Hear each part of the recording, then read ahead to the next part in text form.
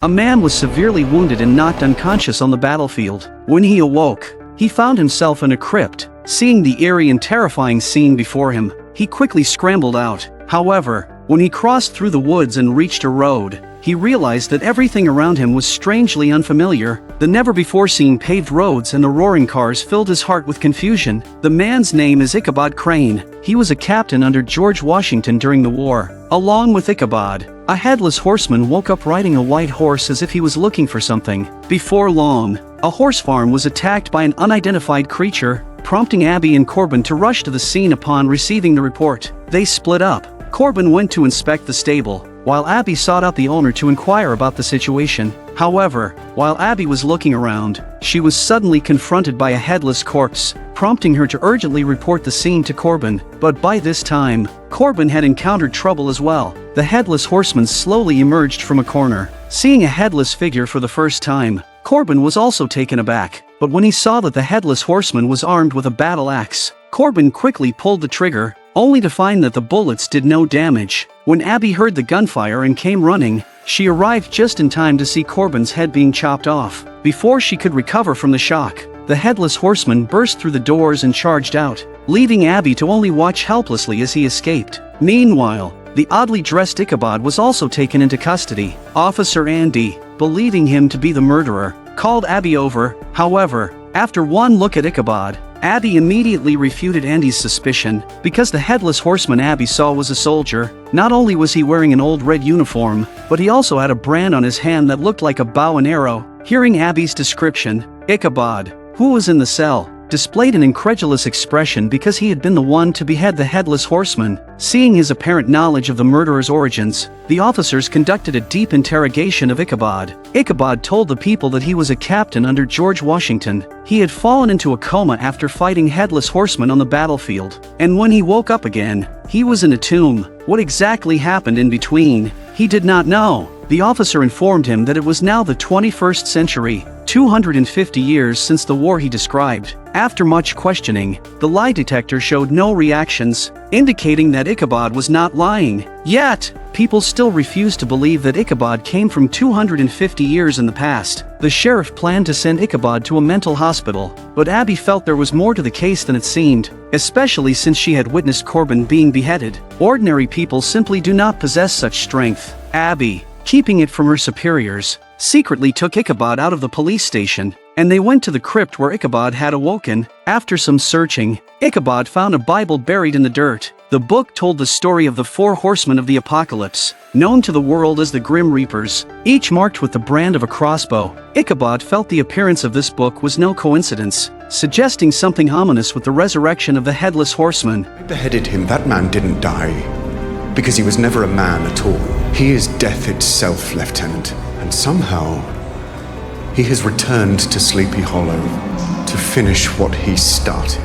On the other side, the priest panicked and closed the door of the church. Just as he was about to leave, a piercing neigh suddenly sounded from behind, and the headless horseman, wielding his battle axe, appeared. The priest, seemingly knowing his purpose, immediately tried to control him with telekinesis, but mere iron chains could not stop the steps of the headless horseman, and soon the priest was cornered. I'll never tell you where it is. I'm prepared to die. To understand why he had slept for so long, Ichabod, together with Abby, began an investigation. Abby had also experienced strange events before. Once, while playing in the forest with her sister, 4 white trees suddenly appeared behind them, alongside a creature that resembled a human. Although she hadn't seen the creature's face clearly, Abby always felt it was a terrifying demon. The appearance of the headless horseman only confirmed her suspicions, prompting her to decide to help Ichabod uncover the truth. One day, while Ichabod was sleeping, a crow appeared at his window. Following the direction in which the crow flew, Ichabod saw his wife, Katrina, trapped in a forest. Katrina revealed to Ichabod that she was a witch. The head of the headless horseman was buried under a tombstone in the church, guarded by the priest all these years. Now that the headless horseman had found this place, she urged Ichabod to prevent him from retrieving his head. It turned out that when Ichabod had injured the headless horseman, their blood had mingled, thus intertwining their fates. To prevent the headless horseman from being resurrected, Katrina had cast a spell on both of them. She had thrown the coffin containing the headless horseman into the sea. while Ichabod was buried in that cave. Their recent awakenings were due to someone controlling the Headless Horseman, and Katrina had been trapped here by the same person. Just as Katrina finished speaking, 4 white trees appeared behind them. If the horseman reclaims his skull, he'll become whole again. 3 more would follow, and then it will begin. What will begin? The end. The answers are in Washington's Bible. You must stop the horseman from retrieving his skull. Remember, light is his weakness. He can't survive the sunrise. Wake up! When Ichabod awoke, he found himself pinned to the bed, with a doctor preparing to inject him with a sedative. Fortunately, Abby arrived in time to stop the doctor, using her police authority to forcibly remove Ichabod. On the road, Ichabod shared all the information he had received with Abby and mentioned that the Headless Horseman's head was in the church cemetery. To prevent any mishaps, Abby called Andy, instructing him to bring a team of officers to the church immediately. But as soon as they hung up, the Headless Horseman appeared before Andy. By this time, Ichabod and Abby had already arrived at the tombstone. Following Katrina's directions, Ichabod indeed dug up a jar from beneath the tombstone. Upon unwrapping it, they found a white skull inside. It was the very head that the Headless Horseman had been searching for. As they were struck with shock, the Headless Horseman arrived on his warhorse and started shooting wildly at them. Just as the Headless Horseman was about to finish off Ichabod, who was hiding in a pit, Abby timely fired her gun, forcing him to stagger back repeatedly. Ichabod took this opportunity to knock the Headless Horseman's weapon away with a shovel. Just then, Andy arrived by car, but he knocked Abby unconscious. Unaware of this, Ichabod continued to struggle with the Headless Horseman, but no matter how he attacked, he couldn't injure him. Having no choice, Ichabod prepared to take the skull and flee, when suddenly an axe flew past, nearly hitting him. Ichabod, clutching the skull, took cover behind a car, continuously calling out Abby's name. As the Headless Horseman was about to catch up to him, the backup officers also arrived. Seeing the headless body before them, they were unsure of how to proceed. Just then, a ray of sunlight slowly rose from the sky, and white smoke began to emit from the Headless Horseman. He raised his machine gun and started spraying the police cars with bullets. When the 2 policemen were too scared to look up, Headless Horseman rode away on his warhorse. Because as the Grim Reaper, he couldn't walk in the sunlight. Back at the police station, Andy was arrested, but as he sat in the cell awaiting interrogation, a creature suddenly appeared behind him. Seeing the creature, Andy was about to plead for mercy when it slapped his neck, breaking it instantly. When Ichabod and Abby arrived, they saw the creature preparing to leave through a mirror. Curious, Abby stepped forward to check, but in the next second, Andy miraculously came back to life in the evening after a mysterious creature had snapped his neck with a slap. When he saw himself in the mirror, an endless horror surged within him. At that moment, a ram-headed demon approached, chanted a spell to mend Andy's neck, and then commanded him to revive a witch. Accompanied by a bout of retching, Andy pulled a necklace out of his mouth. Following the demon's instructions, he arrived at an altar. As soon as the necklace touched the central stone pillar, a fierce fire ignited instantly. Shortly after, a witch with charred skin emerged from the flames. Andy immediately relayed the message the demon had instructed him to deliver. Then, Andy was driving the police car when he stopped a man. After confirming the man's identity, Andy uttered some strange words and left the scene. The man sat in his car, utterly bewildered, but just as he was about to start the car, a cacophony erupted from the radio, and a witch appeared before him. The next morning, Abby and Ichabod rushed to the scene upon receiving the news. Ichabod closely examined the charred corpse, noticing that the man's heart appeared to have been extracted. Such a scene reminded Ichabod of his days on the battlefield. Back then, they did not believe in ghosts or spirits, but one night, under a blood moon, soldiers in the camp were suddenly reduced to ashes. He had sensed a powerful evil spirit lurking in the surrounding woods at that time. It seemed that this spirit had reappeared. To determine the identity of the evil spirit, Abby and Ichabod sneaked into the police station's archive room. In a secretly sealed safe, they discovered a book detailing the entire history of Sleepy Hollow. According to the descriptions in the book, the current evil spirit was a witch who had been sealed away hundreds of years ago. At that time, there were 2 factions. The benevolent witches formed the Sisterhood of the Radiant Heart, while the evil ones were known as the Hellish Harpies. The 2 sides had been enemies for years. In the end, the leader of the benevolent witches used white magic to strip the evil witches of their harpy powers. They used the most brutal method of burning at the stake to punish those witches, but before their execution,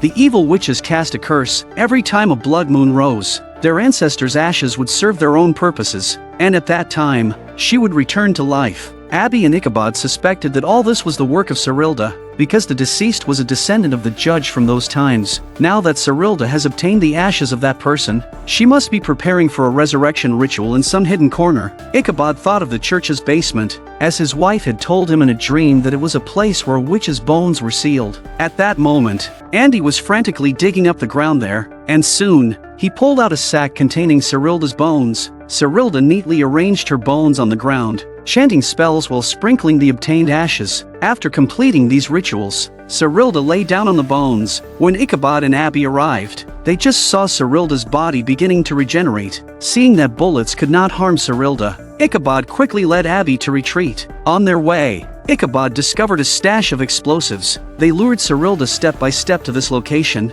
Before leaving, Ichabod opened a box of explosives. As Serilda approached the explosives, Ichabod immediately threw his torch at them. Unexpectedly, the torch ceased burning upon hitting the ground. They couldn't help but curse under their breath. But the next second, the torch reignited. This is the Sandman that countless people are most afraid of. Whenever the night comes, the Sandman will sneak into the dreams of those sinners and use white sand to close their eyes so that they can die in endless remorse. On this day, a female doctor stood on the roof of a building and tried to commit suicide. But before she jumped, she specified that she wanted to talk to Abby. When Abby got the message and came over, Vega said some strange things to her and said she should trust her sisters. As Vega turned her head, Abby noticed her eyes had turned white. Deserve it. I've had this coming a long time.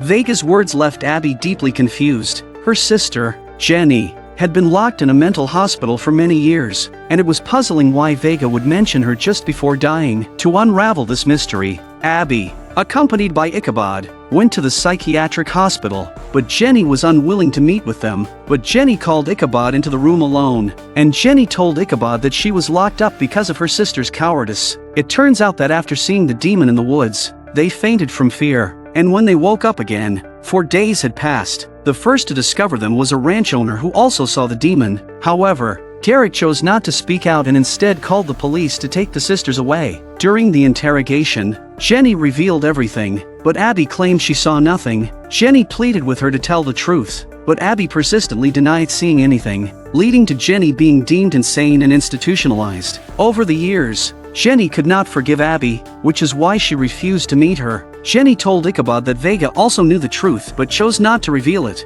Upon learning all this, Ichabod immediately found Abby. After confirming that everything Jenny said was true, Ichabod instantly thought of Garrett, who had seen the demon. After all, Garrett had never spoken the truth about it over the years. When Abby brought Ichabod to Garrett's house, they discovered that Garrett had already been blinded by the Sandman. Abby desperately tried to persuade Garrett to put down the gun, but Garrett responded, "You can't help me, and you're his next target." Now that people who knew the truth were dying one after another, Abby was also worried about her own life. So they went to the archives to investigate the Sandman. According to the records, the Sandman originated from the 18th century Mohawk tribe, characterized by their hollow eyes and white skin. Hearing this, Ichabod recalled a Mohawk ally who had once told him stories about the Sandman. To prevent being controlled in their sleep, their tribe used a symbol to resist the Sandman. Realizing the gravity of their situation, Abby knew they had to find a descendant of the Mohawk tribe. After a series of investigations, they finally located a Mohawk,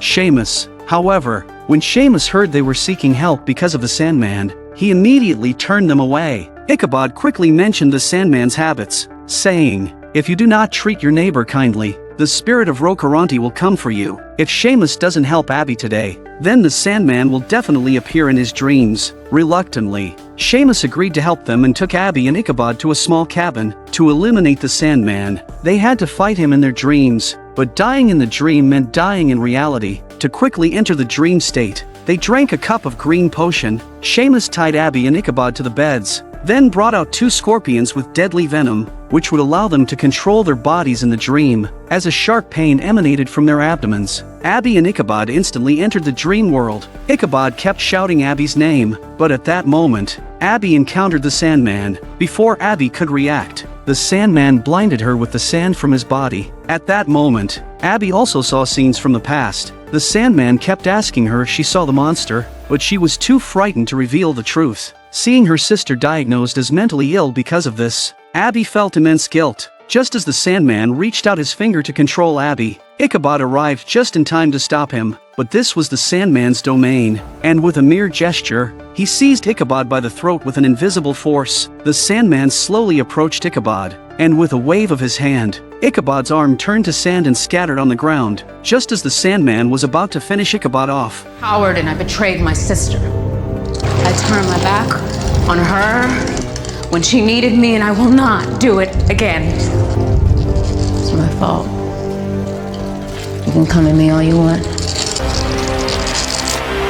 I'm not afraid anymore.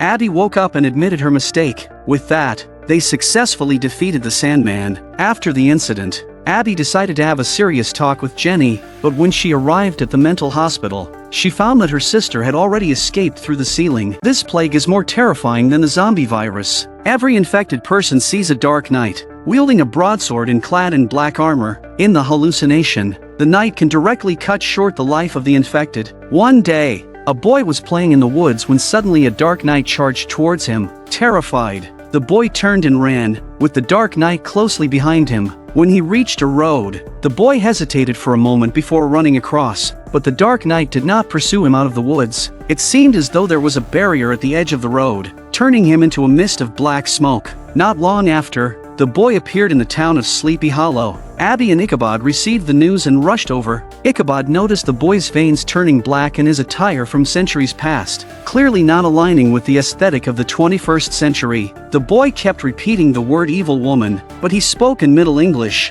a language that was only used by people in the medieval era. Abby and Ichabod immediately started to investigate the boy's identity, but found no information in any missing persons files. Ichabod felt that the boy was not from this era, so they communicated with him through video. Fortunately, Ichabod had also studied Middle English, and after some questioning, they learned his name was Thomas, from a colony called Roanoke. After extensive research, they discovered that this place had disappeared 400 years ago, and all its inhabitants had vanished as well. While puzzled about Thomas's true identity, Frank from the hospital called to inform Abby that Thomas's condition had spread, infecting many medical staff. The deterioration of the black veins was rapid, and the town was likely facing an imminent outbreak. Hearing this, Abby and Ichabod hurried to the forest where Thomas had first appeared. Based on the surrounding plants and footprints on the ground, they found a lake with a small island floating in the center. The disappearing footprints led directly towards the island. Ichabod tried to test the depth of the lake with a stick, but it was instantly sucked in. He immediately looked around for another way to cross. Suddenly, an ancient symbol caught his eye, and despite Abby's objections, he walked straight into the lake. Mysteriously, Ichabod didn't sink like the stick. It turned out that the symbol on the tree showed a hidden path. Thus, they walked on the water's surface towards the island. Upon arriving, they found many natives, all with black veins on their bodies. When the chief learned that Ichabod and Abby came because of Thomas, he took them to a room. The chief confirmed that this was indeed Roanoke, but a curse from the plague knight had infected them all with the virus long ago. They now lived here because the spirit of the first deceased tribesman guided them to this island, where the water could halt the spread of the virus. Ichabod finally understood everything. Thomas had carried the virus out, which was exactly what the plague knight wanted to see. The only way to prevent disaster now was to bring Thomas back as soon as possible. After leaving the island, Abby and Ichabod went straight to the hospital, but Ichabod then discovered that he too was infected. The security guard immediately called for medical staff to isolate Ichabod. At this critical moment, with her strongest ally incapacitated, Abby had no choice but to turn to Frank. She revealed all the information she had gathered on the small island and stated that now, the only way to halt the spread of the plague was to send Thomas back to the island. Seeing more and more people dying from the epidemic, Frank hesitated but ultimately decided to trust Abby. As the hospital prepared to transfer Thomas and Ichabod, Abby took the medical staff's vehicle. She quickly drove Thomas and Ichabod back to the island in the depths of the forest, but their condition worsened soon after. At that moment, the Dark Knight also appeared in the woods. Seeing this, Abby quickly injected Ichabod with adrenaline. They raced to Roanoke, and Ichabod carried Thomas directly into a water pool. Fortunately, at the last moment, they neutralized the virus in their bodies. They had just breathed a sigh of relief when the scene before them suddenly changed. The once populous Roanoke colony instantly turned into a wilderness overrun with weeds. Ichabod then saw Thomas following the tribespeople away. It turned out they had been in a state of death all along,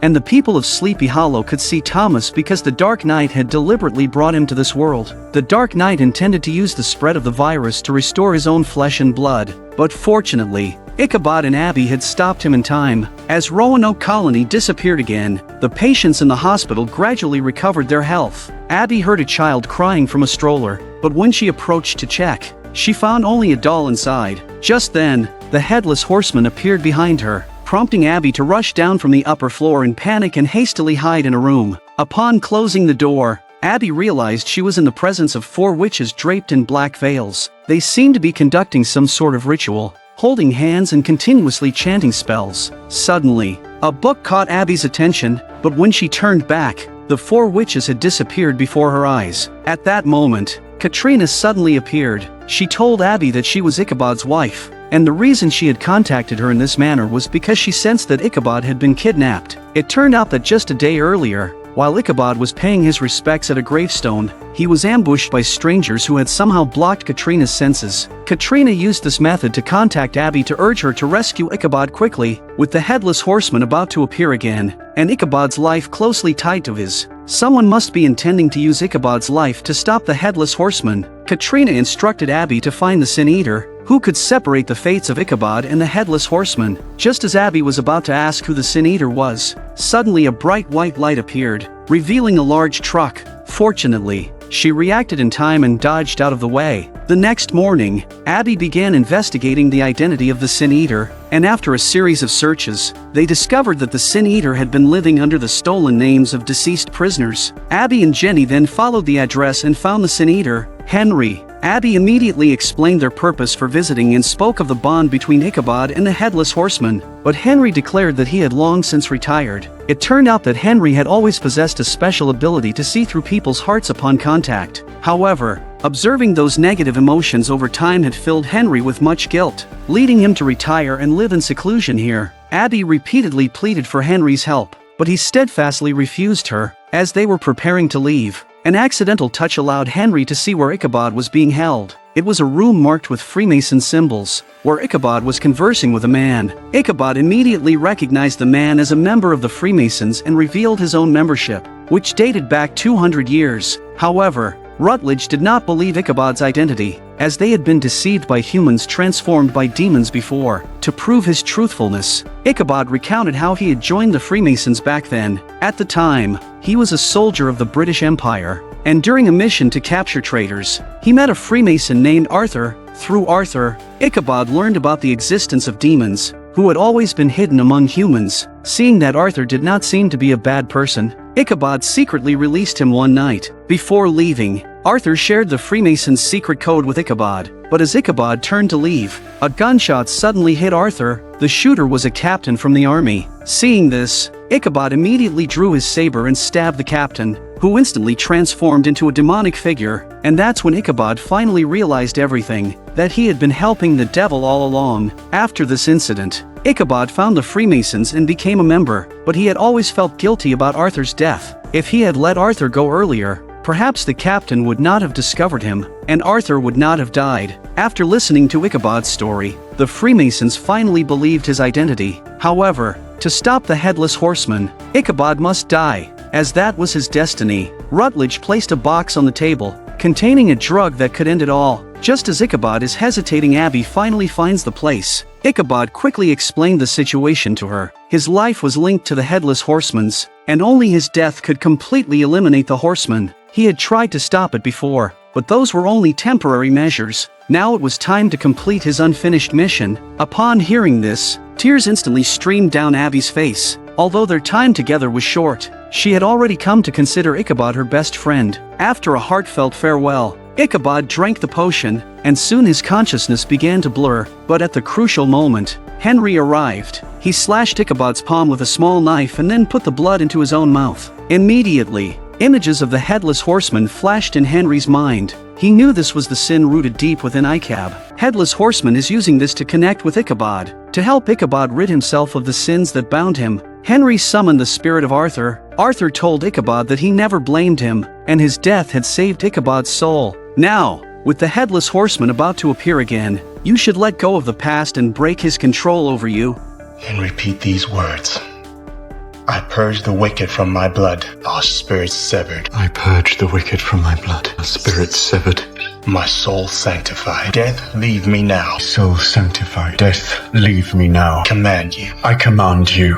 As the blood on the table completely separated, Ichabod finally cut off his connection with the Headless Horseman. Meanwhile, Henry took out a bun, dabbed some of the blood on it, and then swallowed it whole. Frank was examining the skull in front of him when, suddenly, the skull's eyes opened. Following that, the Headless Horseman found his way there. Before they could react, the Headless Horseman fired his gun, killing an assistant nearby. Seeing this, Frank quickly drew his pistol and fired back, but the bullets did nothing to harm the Headless Horseman. Realizing he was no match for the Headless Horseman, Frank thought to grab the skull and flee. Suddenly, an axe flew towards him. Fortunately, Frank dodged just in time to avoid being chopped. Headless Horseman raised his shotgun and tried to stop him, but without his head. His eyes were obviously a bit bad, and he fired several shots without hitting Frank. Seeing Headless Horseman step by step towards his own, Frank quickly got up and smashed the pipe next to him. Instantly, a wave of smoke surrounded the Headless Horseman. Taking this opportunity, Frank took the skull and escaped from the lab, immediately finding Abby and Ichabod. Now having witnessed the existence of the Headless Horseman himself, Frank finally believed what they had been saying. Frank handed over the skull he had brought to Abby and Ichabod for them to handle, while he went to report the incident to the governor. In order to destroy the skull and prevent the Headless Horseman from resurrecting, Abby and Ichabod tried everything they could think of. They first attempted to smash it with a sledgehammer, but the skull was much harder than they had anticipated. Then Abby brought over a bucket of strong sulfuric acid, but even after soaking, the skull remained intact. Having no other options, they resorted to the most powerful explosives they could find. But even after a huge explosion, the skull showed no signs of breaking. Seeing that these minor actions were futile, Abby and Ichabod decided to try using a compressor, but as they were getting into the car, Ichabod spotted 4 lanterns hanging in the distance. During war times, this was a code for conveying messages. 1 lantern meant the enemy was coming by land, 2 lanterns meant the enemy was coming by water, but now, there were 4 lanterns hanging there. To understand what this meant, they went to the rooftop where the lanterns were hung. It was then they discovered that the 4 lanterns were made from human heads, and Ichabod knew this was the work of the Headless Horseman. Abby found traces of mercury in the skulls, which reminded Ichabod of a past scenario where they used this method to enhance the brightness of lanterns. However, during one briefing, Ichabod noticed a general handing a document to a member of the Freemasons. This is a manuscript written by generations of Freemasons, and the heptagram on it is a symbol for conquering demons. It appeared that this manuscript likely contained a method to defeat the Headless Horseman. The next morning, they went to a museum hoping to find the manuscript, but after inquiring, they learned it had been loaned to another country. Fortunately, someone had uploaded the contents online. Ichabod discovered that the manuscript included a special cipher, and only by decrypting it could they learn the information within. While Ichabod was focused on decrypting the cipher, Abby received a call from a friend and stepped outside alone to answer. Suddenly, a figure appeared behind her, and reflexively, Abby swung a heavy punch. When she saw the face of the person, she realized it was Andy, who was already dead. Seeing Andy's bloodless skin, Abby knew he must have sold his soul to a demon. Andy said he was there to protect her, explaining that the Headless Horseman was death itself and could not be killed. At this point, Ichabod also arrived, and upon learning that Andy had connections with the Headless Horseman, Ichabod asked Andy to relay a message to the Headless Horseman. "If you want your head back, meet me at the graveyard tonight." For Abby's sake, Andy agreed to Ichabod's request. Ichabod was confident because he had cracked the manuscript's cipher. From it, he found a way to deal with the Headless Horseman. However, witches no longer existed in this era. Then, Abby thought of UV lights, known as artificial sunlight, which might simulate the effects of the sun. To set the trap before dark, they called Frank over. They began by creating a large number of plaster skulls, distributing them throughout the tunnel. As time ticked away, the Headless Horseman soon rode his warhorse to the graveyard. Ichabod was there waiting with the skull. Seeing his head in front of him, Headless Horseman rushes right up to him, and Ichabod hastily turns around and heads for the trap. They rode their horses at full speed through the graveyard. Upon reaching the entrance of the pre-prepared tunnel, Ichabod entered with the skull. As soon as Ichabod stood up to leave, Headless Horseman came in right behind him. The scene nearly drove the Headless Horseman to rage.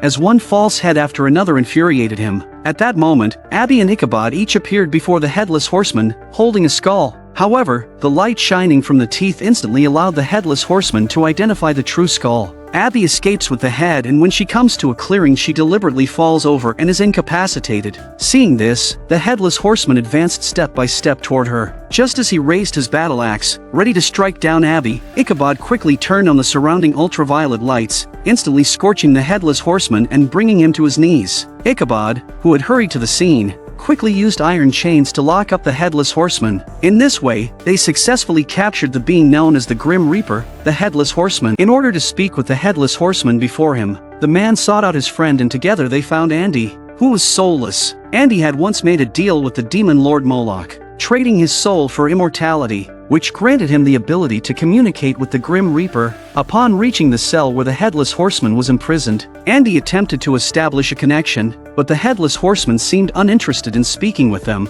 Seeing this, Ichabod stepped forward, grabbed the Headless Horseman's collar, and began to taunt him. Just then, a necklace fell from the Headless Horseman, and when Ichabod picked it up, he realized it belonged to his wife, Katrina. Suddenly, Andy managed to establish a connection with the Headless Horseman. It belonged to Katrina. Yes, you took my head, but death will not be silenced. Ichabod wanted to know why he had this necklace, but the Headless Horseman did not answer the question. Instead, he told Ichabod that his target had always been him. From the battlefield 200 years ago, to the Freemasons' heads turned into lanterns, to the killing of Abby's partner Corbin, all were because of Ichabod's existence. Ichabod couldn't understand why the Headless Horseman harbored such deep hatred towards him. The Headless Horseman explained that it was all for avenging Abraham, accusing Ichabod of betraying Abraham and causing his death. Hearing this, Ichabod became emotionally charged, as he had always felt deeply guilty about the incident. Seeing Ichabod's agitation, Abby hurried in to restrain him, but just then, the electrical system was sabotaged, and the ultraviolet lights weakening the Headless Horseman went dark. With the lights out, the Headless Horseman's power began to slowly return. Ichabod intended to continue the interrogation but was stopped by Abby. She could see that the conversation had struck a nerve with Ichabod, so Abby wanted to know what had happened back then. Hesitating for a moment, Ichabod revealed the truth. It turned out that Katrina had once been engaged to Abraham, and Ichabod had always been a close friend to both. The necklace was one Ichabod had helped Abraham pick out, but at a party, Katrina suddenly showed her love for Ichabod. Although he also had deep feelings for Katrina, Ichabod did not pursue her out of respect for the brotherly bond. However, it wasn't long before Abraham learned of this and blamed everything on Ichabod, leading Abraham to draw his sword and challenge Ichabod to a duel. Ichabod intended to surrender and drop his weapon, but Abraham relentlessly swung his sword, forcing Ichabod to fight back. After several rounds, Ichabod deliberately fell to the ground, feigning defeat. Just as Abraham was proclaiming his victory, a gunshot hit him, followed by several redcoat soldiers rushing out. Ichabod quickly got up and dealt with the two soldiers nearby. As more enemies approached, Ichabod tried to escape with Abraham, but Abraham refused his help, sternly telling Ichabod to leave. To ensure the message from the site was conveyed, Ichabod reluctantly left alone. Although he had abandoned his best friend, Ichabod never wanted to hurt Abraham. While they were waiting for the power to be restored, Andy in the cell pulled out a disc from his body. Holding the disc, he chanted spells, and soon the skull on it began to move, while monsters appeared around the cell. When Ichabod noticed the disc in Andy's hands, the Headless Horseman had already regained all his strength, broke the chains with his bare hands, and slapped Ichabod away. The Headless Horseman then took two long swords from the armory and threw one to Ichabod. The two men began dueling immediately. The Headless Horseman's moves reminded Ichabod of Abraham, and he realized that the knight before him was his dear friend. It turned out that after Ichabod left, Abraham had not died but had encountered the demon lord Moloch. Abraham traded his soul with Moloch in a deal, agreeing to become one of the 4 horsemen of the apocalypse if Moloch could help him win Katrina. Ichabod looked in disbelief at the headless horseman, realizing that the reason Katrina was trapped was because of him. Be mine once more. 샤든 디펜스 인디카마 히난 시카데 Stop! You can't kill him! The master forbids it! Thus, the headless horseman was taken away by Moloch's servants, but now it seemed urgent to rescue Katrina, as only she could explain everything that was happening. Just after Katrina gave birth to a boy, crows began furiously slamming into the windows, followed by a gigantic tree demon emerging from the ground. Seeing this, Lachlan urgently told his wife to take Katrina and leave, while he prepared to go outside to buy them time. But as Lachlan opened the door, the tree demon impaled him with its palm. This is exactly what happened to Katrina when she gave birth in the first place. Abby stumbled upon all this in a room, by chance. Learning he had a son made Ichabod immensely happy, though Abby hadn't seen what happened next. Just as Ichabod was about to inquire if his son was still alive, a sudden scream diverted their attention. They quickly made their way to the basement, where they found a woman standing there, her face stricken with terror. As Ichabod and Abby moved to check on her, the tree demon suddenly appeared and dragged her away. Utilizing the dark space, the tree demon moved swiftly around them. Ichabod suddenly spotted a tree root. Abby immediately fired her gun, confirming the roots were connected to the tree demon. With another shot from Abby, the roots were shattered and the tree demon, in pain, released the woman. Seizing the opportunity, they quickly escaped the mansion. However, Ichabod was not ready to leave. The same tree demon that had attacked his son was before him, and he was determined to destroy it completely. Despite Abby's attempts to dissuade him, Ichabod charged back into the mansion, using a flare to survey his surroundings. As he delved deeper, the tree demon silently appeared behind him. Sensing the danger, Ichabod swung his axe without looking back, with a frenzied assault. I love without consequence! I know who you serve. Then you can come for my wife! My child! Give Moloch my regards. Ichabod split the tree demon's head. Returning home, Ichabod called upon Henry, wanting to contact Katrina to inquire about their son. Henry warned Ichabod that connecting to purgatory was extremely dangerous, and any mishap could lead to real death. Determined to clarify his son's situation, Ichabod was willing to take the risk. Seeing Ichabod's resolve, Henry agreed to help him enter purgatory. Think of your wife. Summon her with all your heart. What I'm about to do will bring you closer to her. I'm ready. And closer to death. Henry! I told you. The closer he is to death, the shorter distance is to travel. As his consciousness began to blur, Ichabod found himself inside a church, where he immediately saw a baby carriage with a strange doll inside. Suddenly, Katrina appeared behind him. Seeing Ichabod there, Katrina was very frightened, because Moloch's minions were everywhere outside, and if Moloch discovered Ichabod, he would be trapped there forever. But Ichabod only wanted to confirm if his son was still alive. Katrina then revealed the truth. Their son was named Jeremy. She had discovered her pregnancy only after Ichabod was buried, but it was also her secret use of witchcraft to save Ichabod that led to the witch coven's pursuit. Katrina knew that her capture would be worse than death, so she used her witchcraft to escape. Dragging her pregnant body, she sought refuge in a friend's estate, where she soon gave birth to Jeremy, but she knew the witch coven would not rest. To protect Jeremy, Katrina had no choice but to send him away, and she personally made a doll for him. Katrina told Ichabod that her pursuers were a powerful witch coven known as the Quartet of Voices. After learning the truth, Ichabod assured Katrina that he would find Jeremy and rescue her from purgatory. As Ichabod finished speaking, a barrage of thuds sounded outside. Katrina immediately urged him to leave quickly. As the door was smashed open by demons, Ichabod's consciousness returned to reality, but unbeknownst to him, the demon had also followed him out of purgatory. Every time the boy cried, flames would burst forth, and as he grew older, the world came to regard him as a monster. At the orphanage, the priest not only denied him food but also frequently whipped the boy's back. Years of oppression filled the boy's heart with hatred, and he used his own blood to activate the doll his mother had given him. Instantly, a massive golem appeared behind the priest, grasped the priest's neck with one hand, lifted him up, and then effortlessly snapped his neck. From then on, the golem became the boy's protector, and this boy was none other than Ichabod's son, Jeremy. According to records, Jeremy underwent a transformation after summoning the golem. Jeremy pursued and killed those who had harmed his mother, but for some reason, they later disappeared from the world. Now that golem has followed Ichabod to escape from purgatory, he will definitely continue to help Jeremy to complete his vengeance. The chief culprits, known as the Quartet of Voices, would be the golem's first target. In order to rescue Katrina from purgatory, Ichabod needed to find them before the golem, because only the life force of the Quartet of Voices could assist him. Abby discovered a ticket to an amusement park in the records, and they immediately drove there. Inside a tent, Ichabod indeed found the Quartet of Voices, who initially wanted to read his palm, shocking them deeply upon seeing it. They lifted their veils to reveal their faces and stated that 100 years of waiting was for this moment, and his arrival signified that their fate was sealed. Ichabod didn't understand why they would say this. If there was danger, they could simply leave and hide. The witches told him that these were fates that could not be changed. Upon hearing this, Ichabod revealed his discovery. They would die at the hands of the golem tonight. The witches were astonished to hear that the golem had escaped from purgatory. It turned out that they had imprisoned the golem in purgatory years ago, and together they had magically stopped Jeremy's heartbeat and buried him underground. Ichabod was furious to learn that it was they who had killed his son. Suddenly,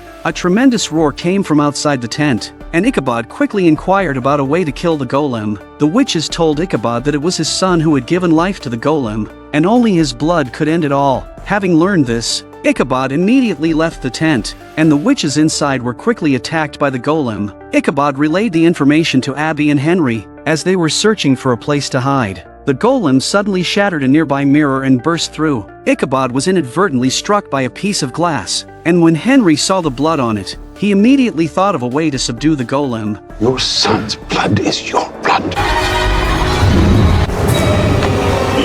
Henry's father. You exist because I did not.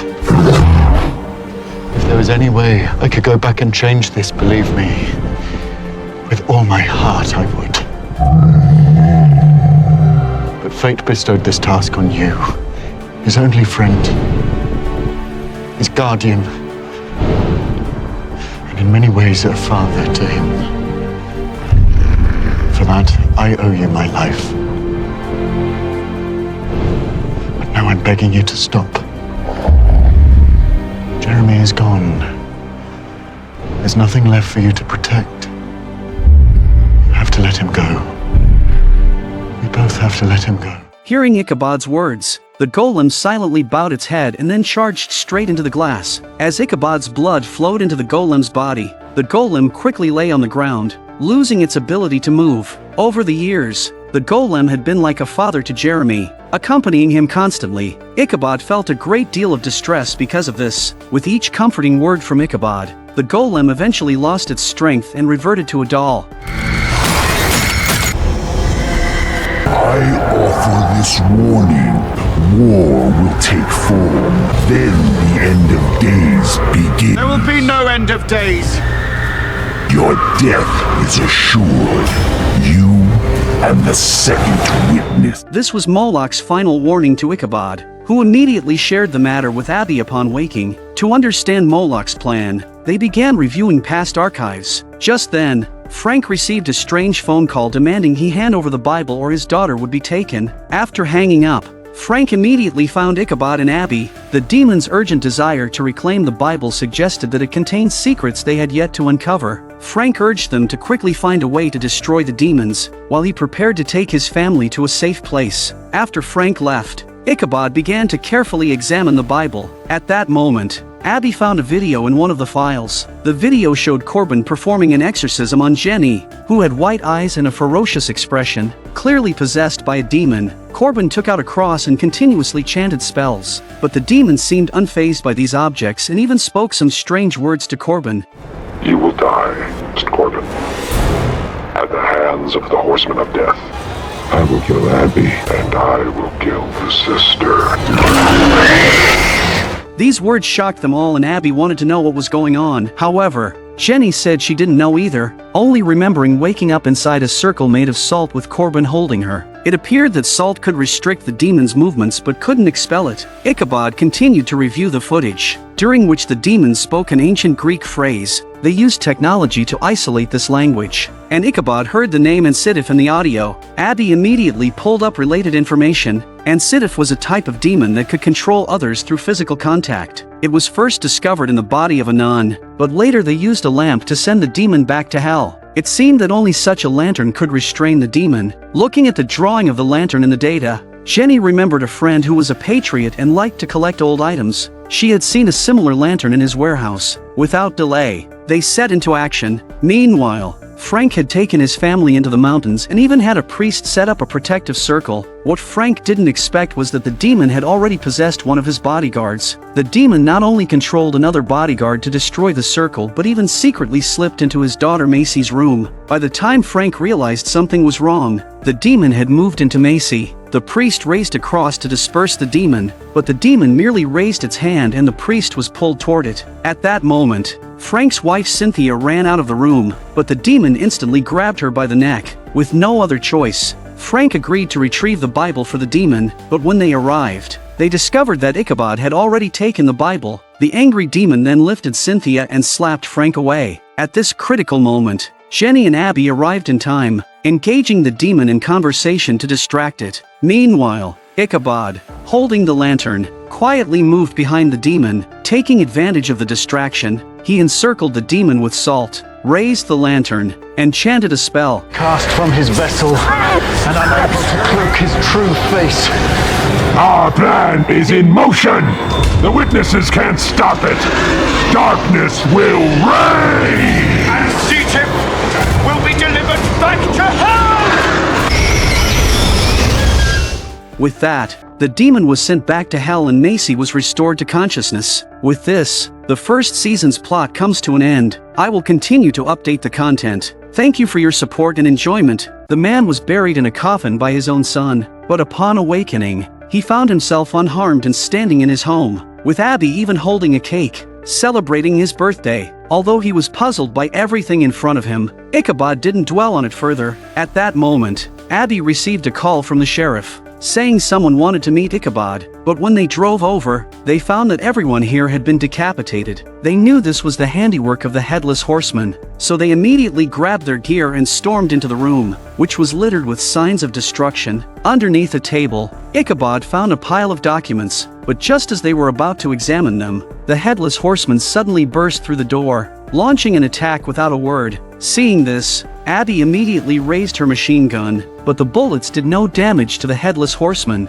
At that moment, Ichabod quickly fired a crossbow arrow. When the flash grenade's light faded, the Headless Horseman had already escaped through the window. Ichabod wanted to pursue him and finish him off, but Abby stopped him. Now, it was crucial to figure out why the Headless Horseman had come here, so they began to examine the documents they had just found. Among them, Ichabod saw a drawing of a key, which he had seen before. His mentor, Benjamin, had once owned it. On a stormy night, Benjamin had attached the key to a kite, intending to destroy it with the fire of heaven, but he ultimately failed. Benjamin had no choice but to hide the key in a secret place. To this day, Ichabod did not know why Benjamin wanted to destroy the key. In her notes, Abby found the name of the key, called Gehenna, which refers to the purgatorial space between life and death. It seems that this key is the key to opening purgatory. Moloch probably sent the Headless Horseman to find the key in order to open purgatory and release the souls inside, while he himself would break through the order and come to the human world. To prevent the key from falling into Moloch's hands, they decided to find it first, but after flipping through all the notes, they found no clues about the key. With no other options, they took the drawing to Henry, who could sense information by touching objects. When Henry placed his hand on the drawing, his eyes turned black in an instant, but after a while, he said he sensed nothing. Then Henry turned to Abby, whose mentor, Corbin, liked to collect files on supernatural events. Henry thought there might be a lot of information at Corbin's. After hearing this, Abby immediately called Ichabod outside because she suddenly thought of her sister, Jenny. Jenny had once retrieved a sketch for Corbin, and the original owner of that sketch was Benjamin. Just then, Ichabod suddenly felt a sharp pain in his body, and his memories began to blur. I brought you here for one final mission. Tell me where to find Franklin's key. And now I know. We your sister, Jenny. Jenny's still alive. We're still in purgatory. It's all a trick. You want out?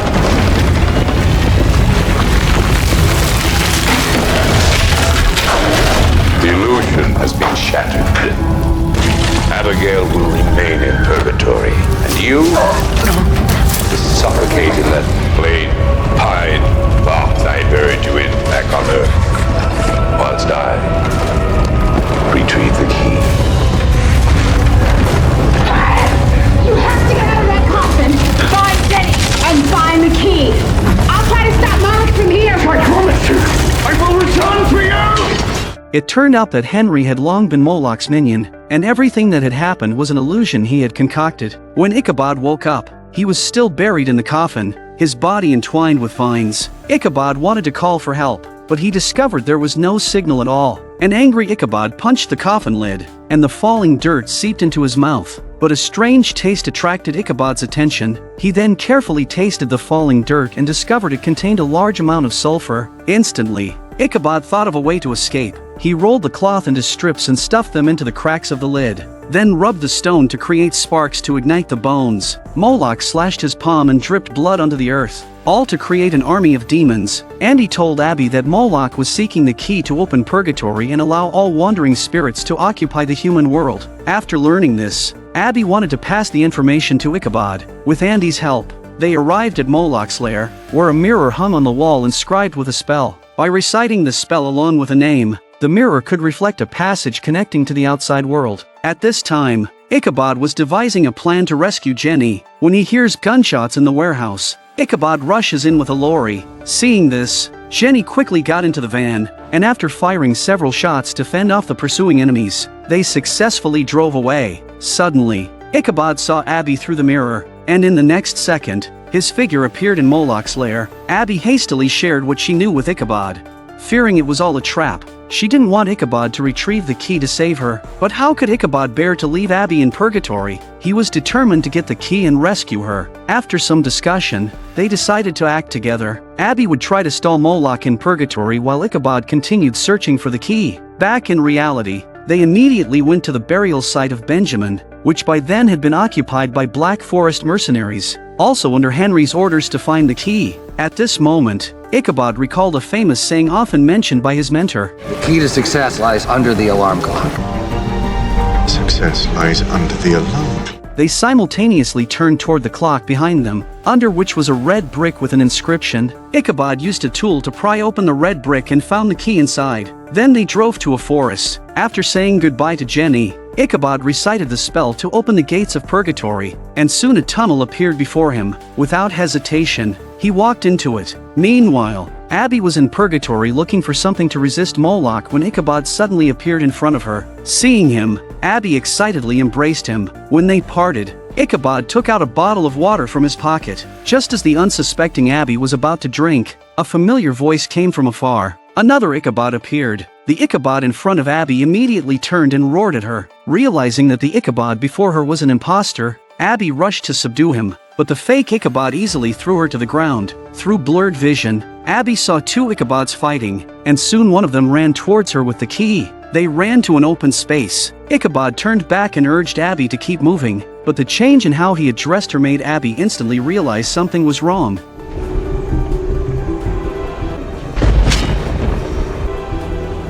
How did you know that wasn't me? Because he didn't say lieutenant. Hearing Abby's explanation, Ichabod was also frightened. Thankful he never changed how he addressed Abby. Just then, Moloch found their location. Seeing him, they took the key and hid. Watching demons crawl out from the ground, they quickly recited the spell to open the passage. As Ichabod inserted the key into the iron door in front of them, Moloch sensed their location. Moloch abandoned his army and chased them on horseback. Fortunately, the passage was closed at the last moment, and the key in Ichabod's hand turned to ashes. With no key, Moloch could not escape from purgatory. What they didn't know was that Henry had already established another form of contact with Moloch and had also gained control over one of the four horsemen of the apocalypse, the Horsemen of War. With just a thought, Henry could command the Horsemen of War to do anything. It's a kindred with Headless Horseman's head in it, and he's capable of fighting against any knight. Ichabod summoned it specifically to rescue Katrina. who was trapped. A day prior, Ichabod had a nightmare where the Headless Horseman bound Katrina to an altar and Henry fused their blood together.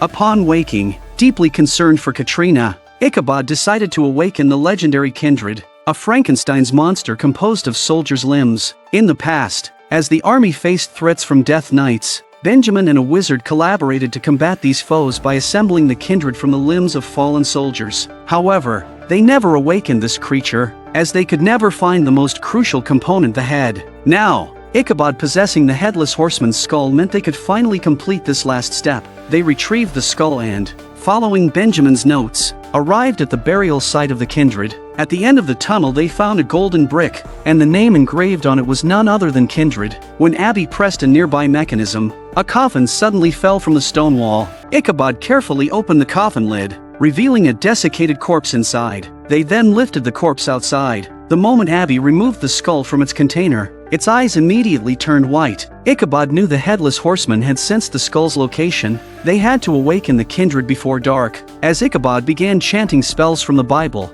the skull gradually connected to the body, but the Headless Horseman also arrived at the scene. While they were fighting, Ichabod stealthily reached where Katrina was held captive. Just as he prepared to leave with Katrina, she refused to go. Katrina knew that once she left, the Headless Horseman would stop at nothing to find her, putting Ichabod's life at risk. More importantly, Moloch was brewing a major plan, and only by staying could she learn more about their schemes to find a way to stop him. Ichabod, unable to persuade Katrina, agreed to her decision despite his deep reluctance. Meanwhile, the kindred continued to battle the Headless Horseman, but soon the Horseman of War arrived, quickly overwhelming Kindred. Seeing this, Abby took out a shotgun to distract the Horseman of War, leaving only the Headless Horseman and Kindred at the scene.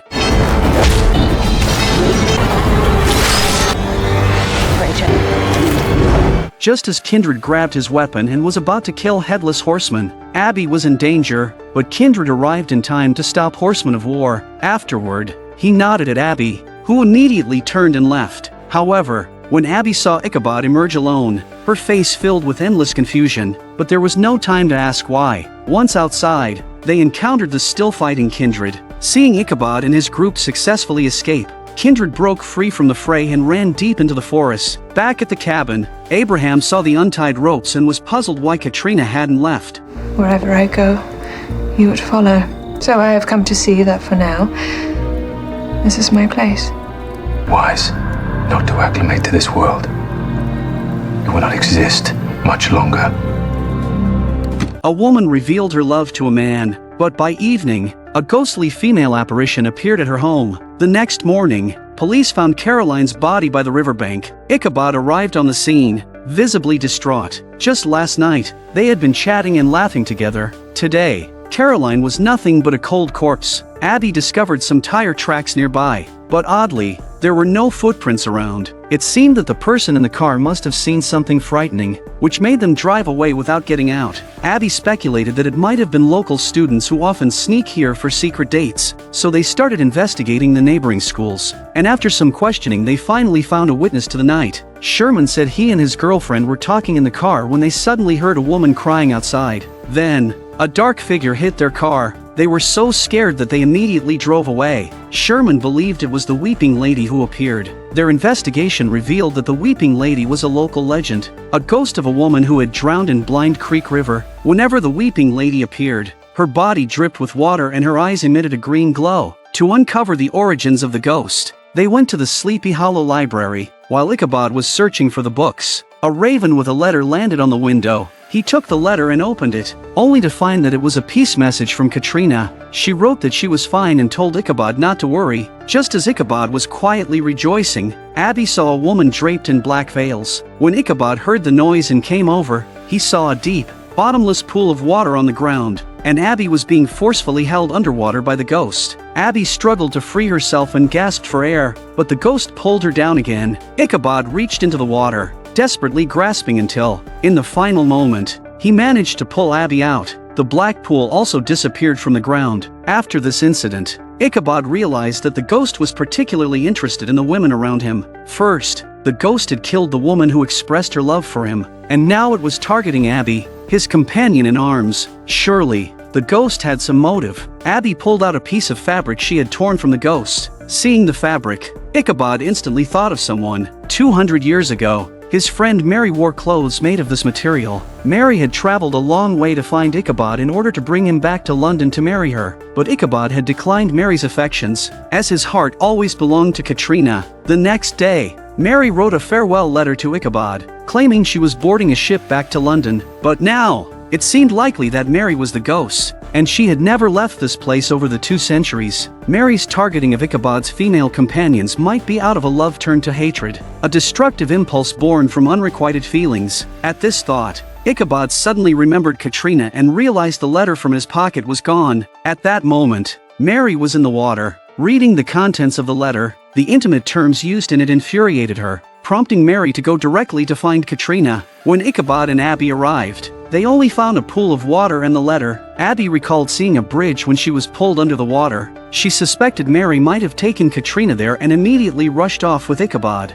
There, Mary was holding Katrina tightly in the water, and as Katrina struggled to free herself, she used magic to control the vines in the water. As Mary was entangled by the vines, Katrina swiftly swam to the surface and ran to land. At this time, Ichabod and Abby also arrived at the scene. Ichabod shared the information he had gathered with Katrina. Hearing that the ghost was Mary from the past, Katrina looked contemplative. She told Ichabod that Mary possessed dark magical powers, which only their son could have bestowed. To lift the curse from Mary, Katrina decided to risk using dark magic herself. Ichabod went alone to the riverside to find Mary, while Katrina and Abby performed the witchcraft together. Ichabod tried to calm Mary with past affections, but by then, the curse had taken over her mind. She passed through Ichabod's body and rushed towards Katrina and Abby. Just as Mary was about to reach them, a force pinned her to the ground. The dark magic had taken effect, and Mary's soul was about to depart from the world. Ichabod lifted Mary from the ground,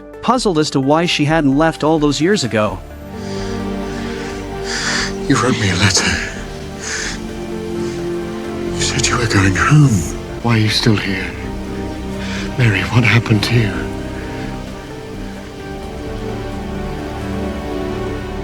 Ichabod looked perplexed at Katrina, and under his persistent questioning, Katrina finally revealed the events of the past. Originally, after Ichabod rejected Mary, she invited Katrina out that evening. As soon as they met, Mary was visibly unstable, and during their conversation, she accidentally fell off a cliff. By the time Katrina reached the bottom of the cliff, Mary was already breathless, and the farewell letter was actually a forgery created by Katrina using magic. Katrina had kept this secret to prevent Ichabod from being distracted on the battlefield. While Ichabod was talking to Katrina, the headless horseman suddenly appeared from behind. But fortunately, Abby tackled Ichabod in time. Seeing this, Katrina quickly used her magic to stop the headless horseman.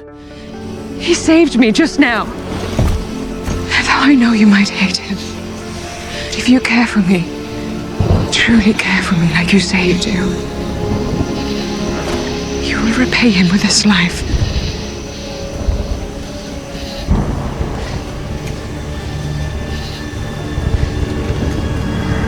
I am ready to go home.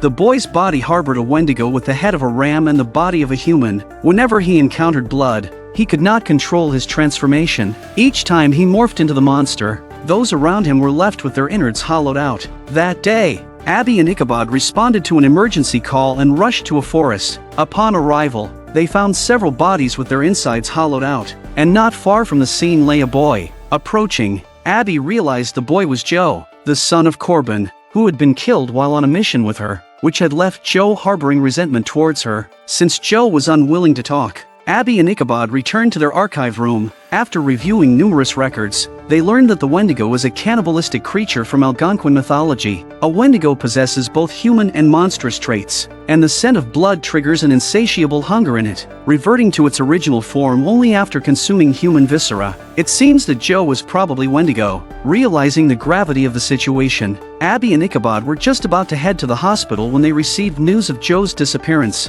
prompting them to rush to his house instead. The house appeared long uninhabited. On a table, Abby found a piece of paper with coordinates written on it, pointing to a place called Pioneer Point. At that moment, Joe was frantically digging in the dirt there, soon unearthing a box. When Abby and Ichabod arrived, Joe, clutching the box, attempted to flee. During the pursuit, Ichabod's nose was accidentally injured by Joe, and the smell of blood quickly awakened the Wendigo's appetite. Realizing he was about to transform, Joe loudly urged them to leave the area.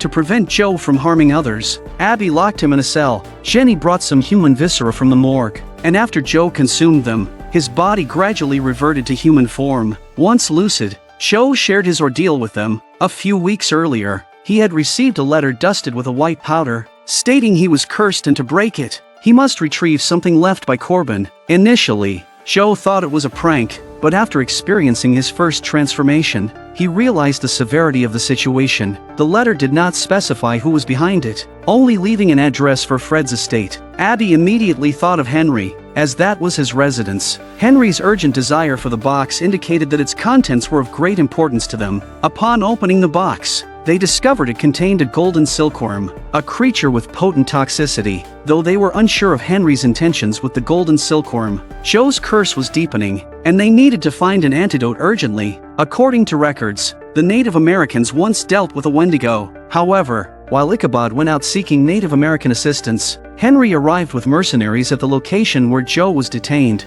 intent on retrieving the golden silkworm. To avoid a violent confrontation, Joe handed over the golden silkworm. Despite Abby's attempts to dissuade him, Joe ultimately left with Henry, but once they reached a safe location, Henry suddenly stabbed Joe's arm with a dagger. By the time Ichabod returned with a method to break the curse, Joe had already transformed into the Wendigo and disappeared. They cut their palms and searched throughout the town for Joe. Soon, the transformed Joe was lured by the smell of blood. Ichabod stealthily approached and stabbed Joe with a dagger, then quickly collected some of the blood on the blade into a skull. By reciting his spell, the Wendigo's curse could be broken. However, after Ichabod finished chanting the text in the Native American language, Joe's body showed no signs of reverting back. It now seemed likely that the Wendigo had fully merged with Joe, and the only solution was to completely destroy him. Upon hearing this, Abby vehemently disagreed. Corbin's death already weighed heavily on her conscience. She could not bear to see Joe die before her eyes as well. As Abby repeatedly called out Joe's name, the Wendigo emitted a painful roar. You made it.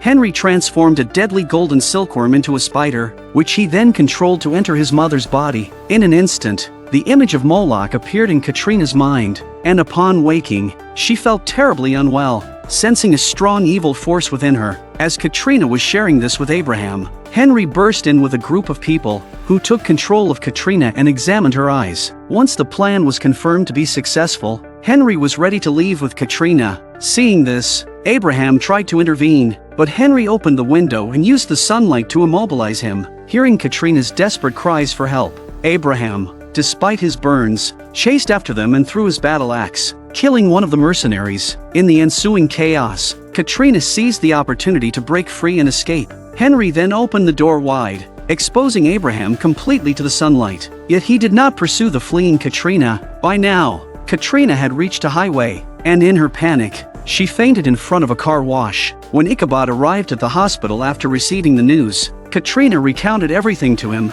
By now, black patterns had appeared on Katrina's stomach, and despite her attempts to use witchcraft to remove them, she was unable to heal. Katrina suspected that all of this was Moloch's doing, but now they have to leave the hospital as soon as possible, because Henry's men are already here. Abby instructed Ichabod to take Katrina out the back door while he secretly followed those men. In a remote, abandoned factory, Henry's men were studying an ancient stone, carefully slipping inside. Abby took the opportunity when the men were out to quickly photograph the contents of the mobile phone. Before leaving, Abby also took a research notebook, which revealed that Katrina's condition was not an illness but a pregnancy, but they have not lived together for hundreds of years. Ichabod thought that Katrina betrayed herself and went to Abraham, and then a wave of anger arose in his heart. But when Ichabod saw the last page of the documents, he realized that Katrina had been made a host. and the entity inside her was the previously stolen golden silkworm. This silkworm was concocted from various poisonous substances. Just then, a barrier at the door was triggered by an external force, prompting them to grab the items and leave. They reached a dilapidated church. Katrina believed there was still a chance for redemption. Their son, Henry, who fed on sin, could help expel the demon within her if he was willing to assist. Ichabod immediately rejected Katrina's proposal, arguing that although Henry possessed great power, he had used it for dark practices, and Ichabod felt that Henry had been completely corrupted. However, Katrina did not agree. She believed there was still humanity in their son, attributing his current state to a lack of parental care. She argued that more tolerance towards Henry might save him from the darkness. Seeing Katrina so determined, Ichabod reluctantly agreed to her suggestion, but when Ichabod met with Henry, he learned that what was inside Katrina was no ordinary demon. At the same time, Abby read a passage in her notes. Smeared with the blood of human sacrifice and parents' tears. First came the horrid king, Moloch. Upon learning that the entity inside was Moloch, the chief of demons, Katrina was filled with fear and instinctively glanced at the handgun in front of her. If the host died, Moloch could not be resurrected, so Katrina suggested that Abby kill her, but Abby immediately dismissed the idea. At that moment, Ichabod was still pleading with Henry to undo everything, but Henry felt no affection for him, recognizing only Moloch as his father. Despondently, Ichabod returned to the church, his heart filled with despair as he looked at his increasingly frail wife. But then a photograph caught Ichabod's attention. The stone in the picture reflected the colors of the Aurora Borealis. Benjamin had once forged an aurora prism specifically to prevent Moloch's descent to Earth. The prism, when exposed to sunlight, could emit an auroral light capable of banishing Moloch before his birth. It seemed the prism was indeed hidden within that stone. To retrieve the prism quickly, Abby mobilized a SEAL team, who directly attacked Henry's lab with overwhelming force. During the ensuing chaos, Ichabod and Abby quickly reached the box holding the stone and swiftly left with it. By this time, Katrina's stomach was still growing, and Moloch was beginning to stir violently inside her. When Ichabod and Abby returned, they immediately smashed the stone, and indeed, an aurora prism was inside. Ichabod quickly took the prism to the window, and instantly a beam of auroral light shone on Katrina. As Moloch was dispersed, Katrina's abdomen gradually returned to normal. Although they had successfully thwarted Moloch's plan, greater dangers awaited them. Henry had already summoned an even more terrifying demon. Henry took a heart from a jar and closed his eyes, chanting a spell. Soon, a beautiful woman was summoned. She was a succubus who fed on human souls. The reason Henry woke up succubus was to bring Moloch, the head of the demons, down to earth. After Ichabod used the aurora light to disperse Moloch, Henry collected the scattered demonic energy and nourished it with a multitude of souls. A series of murders in the town soon caught the attention of Ichabod and his group. From the desiccated marks on the bodies, Katrina, a witch by trade, immediately thought of the succubus. The succubus could not only dilute other souls to prolong her own life but also see through everyone's deepest desires. Using these desires, the succubus easily gained people's favor. Katrina then asked Ichabod to bring a map. She lit a candle with magic and chanted a tracking spell. The dripping wax flowed towards a dock on the map. Upon seeing this, Abby's brow furrowed instantly because her good friend Nick lived there. At that moment, Nick was introducing himself to a girl he had just met, unaware that she was the soul-sucking succubus. By the time Ichabod and his team arrived, the succubus had already revealed her true form, opening her mouth wide to crazily suck Nick's soul. At a crucial moment, Nick pulled a crystal from his pocket, and its power instantly interrupted the succubus's action. Ichabod rushed over with his weapon. While they were wrestling, Abby quickly shot the succubus, but the bullets seemed unable to harm her physical body. Seeing that she was outnumbered, the succubus decided to flee the scene. Ichabod went forward to help Nick up from the ground. Seeing the affectionate look Nick gave Abby, Ichabod immediately understood everything. It was certainly Nick's inner desires that had attracted the succubus. When they returned to their residence, Katrina revealed shocking news. Recently, her mind had been filled with additional images. In these visions, the succubus offered the souls she had absorbed to Henry, who was using them to nourish an infant boy. This boy was none other than Moloch, previously dispersed. They had never imagined that Henry would revive Moloch in this manner. To prevent the succubus from continuing to consume others' souls, they immediately began searching for the succubus's weakness. Documents indicated that succubi are demons without hearts and can detect and devour the desires of other beings. To destroy a succubus, one must destroy her heart. Katrina speculated that the succubus's heart must be hidden in a sacred place, such as a church or a graveyard. Upon hearing this, Abby immediately checked Henry's recent activities. He had applied for access to Incheon Cemetery just a few days ago. It seemed likely that the succubus's heart was hidden there. They split into two teams. Katrina and Abby headed to the cemetery to search for the heart, while Ichabod and Nick went to a bar. The bar was a frequent hunting ground for the succubus, and as they searched for her, she had already spotted them from afar. But in the blink of an eye, the succubus disappeared into the crowd. Meanwhile, Katrina and Abby found a tombstone engraved with spells. As soon as they entered the tomb, Katrina sensed an evil force. Inside the wall, Katrina found a jar, but when she opened it, it was filled with maggots, causing her to recoil in horror. However, in Abby's eyes, the jar was filled with rats. They then realized the jar was enchanted with an illusion spell, making each person see their greatest fear. Abby, gathering her courage, reached into the jar and effortlessly retrieved the heart. Meanwhile, Ichabod tracked the succubus to a warehouse, but she had already noticed him. As the succubus narrated Ichabod's innermost desires, she slowly approached him. Meanwhile, in the crypt, Katrina began chanting a spell over the heart. As smoke rose from the heart, suddenly a protective spell on the jar knocked Katrina to the ground. Seeing this, Abby quickly shot the jar to destroy it,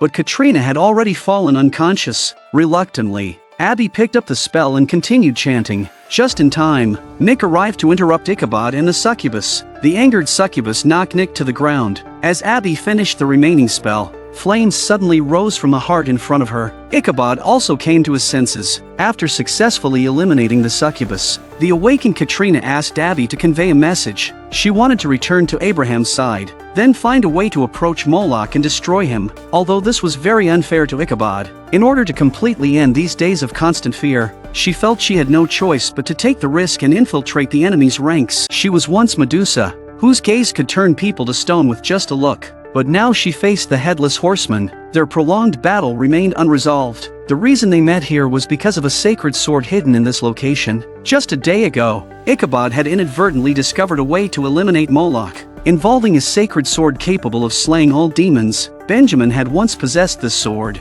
but unable to wield its power, he had it sealed away. According to notes left by Benjamin, the place where the sword was sealed happened to be in the town of Sleepy Hollow. As soon as Abby and Ichabod arrived, the Headless Horseman, having received the same news, hurried to the scene, prompting them to quickly hide behind a nearby tree. However, it seemed the Headless Horseman's target was not them. He walked straight into a building, hiding. Abby followed quietly, just as the Headless Horseman raised his axe to dig. Abby accidentally knocked a brick in front of her. The noise immediately drew the Headless Horseman's attention. As he drew closer, suddenly Ichabod emerged from another side, prompting the Headless Horseman to pull the trigger. Ichabod quickly turned, drawing the Headless Horseman towards him, but soon found himself cornered. Fortunately, the rising sun emitted strong ultraviolet rays, causing the Headless Horseman's body to emit white smoke, forcing him to retreat on his white horse. Following this, Ichabod and Abby arrived at the spot where the Headless Horseman had been standing.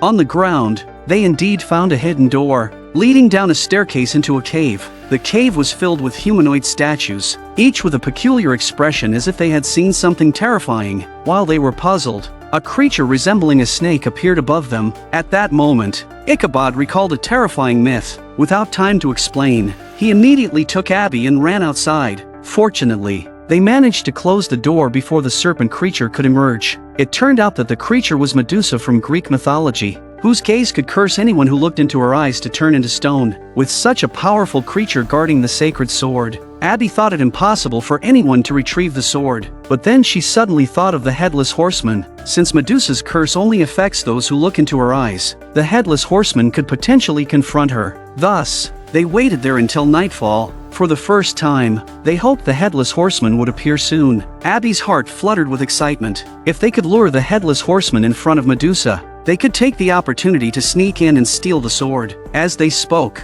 the Headless Horseman arrived. Ichabod and Abby pretended to be very scared and ran directly into the cave, with the Headless Horseman following without hesitation. The Headless Horseman raised his axe and chopped off the head of a statue, thoroughly drawing Medusa's attention. Silently, Medusa approached the Headless Horseman from behind. Meanwhile, Ichabod took out his phone to record the scene. While Medusa battled the Headless Horseman, Ichabod and Abby quickly entered a room deep within the cave. To their surprise, The room was filled with various swords, leaving Ichabod and Abby unsure of which to choose. Ichabod asked Abby to look for the real sacred sword while he went outside to buy time. At this moment, Medusa was still fighting with Headless Horseman, but she had searched for a long time but couldn't find Headless Horseman's head. Instead, her own head was even chopped off by Headless Horseman. Ichabod, seeing this, hurried to notify Abby when a familiar voice suddenly stopped him. The Headless Horseman transformed back into Abraham and approached, facing the man who had stolen his fiancée. Abraham was filled with endless rage, determined to settle things with Ichabod once and for all. Initially, their fight was evenly matched, but when Abraham mentioned Katrina, it completely enraged Ichabod, who kicked Abraham away. Seeing a shotgun fall to the ground, Abraham picked it up and aimed at Ichabod. At that moment, Abby still hadn't found the real sacred sword and had to randomly pull one out, causing all the swords before her to turn into snakes. Ichabod, who escaped back, was also confused when he saw the scene. Before they could understand what was happening, Abraham, shotgun in hand, chased after them. Just as Abraham was about to shoot and kill Ichabod, the sound of a shofar reached them, signaling that Moloch was summoning all the knights. Although Abraham desperately wanted to kill Ichabod then, he lowered his gun. The demon lord Moloch was about to be resurrected, and he wanted Ichabod to experience agony from hell. After saying this, Abraham left the scene. Ichabod's mind was confused by the successive blows, but Abby kept counseling Ichabod, which helped him to find himself gradually. Ichabod looked at the water tank in front of him and touched it, only to discover that it was not filled with water, but oil. Then they put their torches into it. As the oil burned off, a sword hilt appeared before them. Ichabod carefully drew the sacred sword, his heart filled with a firm belief in victory as he held the blade that could slay all demons. We shall not witness the apocalypse on this night.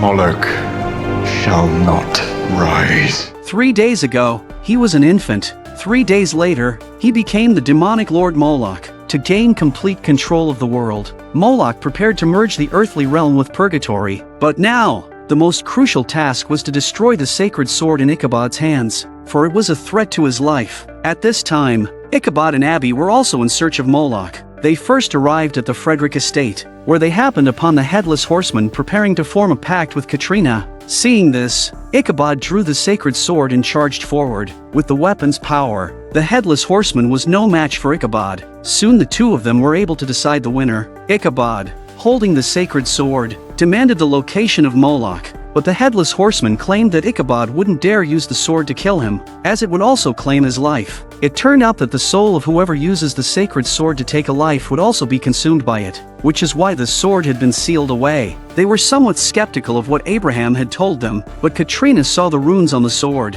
and as a sorcerer, she felt a great power. Just in case, Ichabod locked up Headless Horseman. They began to research the sacred sword and found that its description matched what the Headless Horseman had said. The soul of the user would be scorched by fire and perish. Having finally obtained this powerful sacred sword, it seemed that defeating Moloch would require a sacrifice. As they struggled with the decision, Jenny suddenly thought of the former sheriff, Frank. Frank's soul had already been sold to Henry, so using the sacred sword would not harm him. Knowing they were going to battle Moloch, Frank did not hesitate to agree. Frank, holding the sacred sword, approached Abraham. The soulless Frank has no fear of the holy sword backfiring. Seeing this, the Headless Horseman had no choice but to reveal everything. Moloch intended to merge purgatory with the human realm, and the 4 white trees in the forest were key to the fusion. The first tree represented light, the second tree represented blood. When the third tree fell, Moloch's demon army would invade the human realm, and with the collapse of all 4 trees, the world would become a hellish purgatory. By now,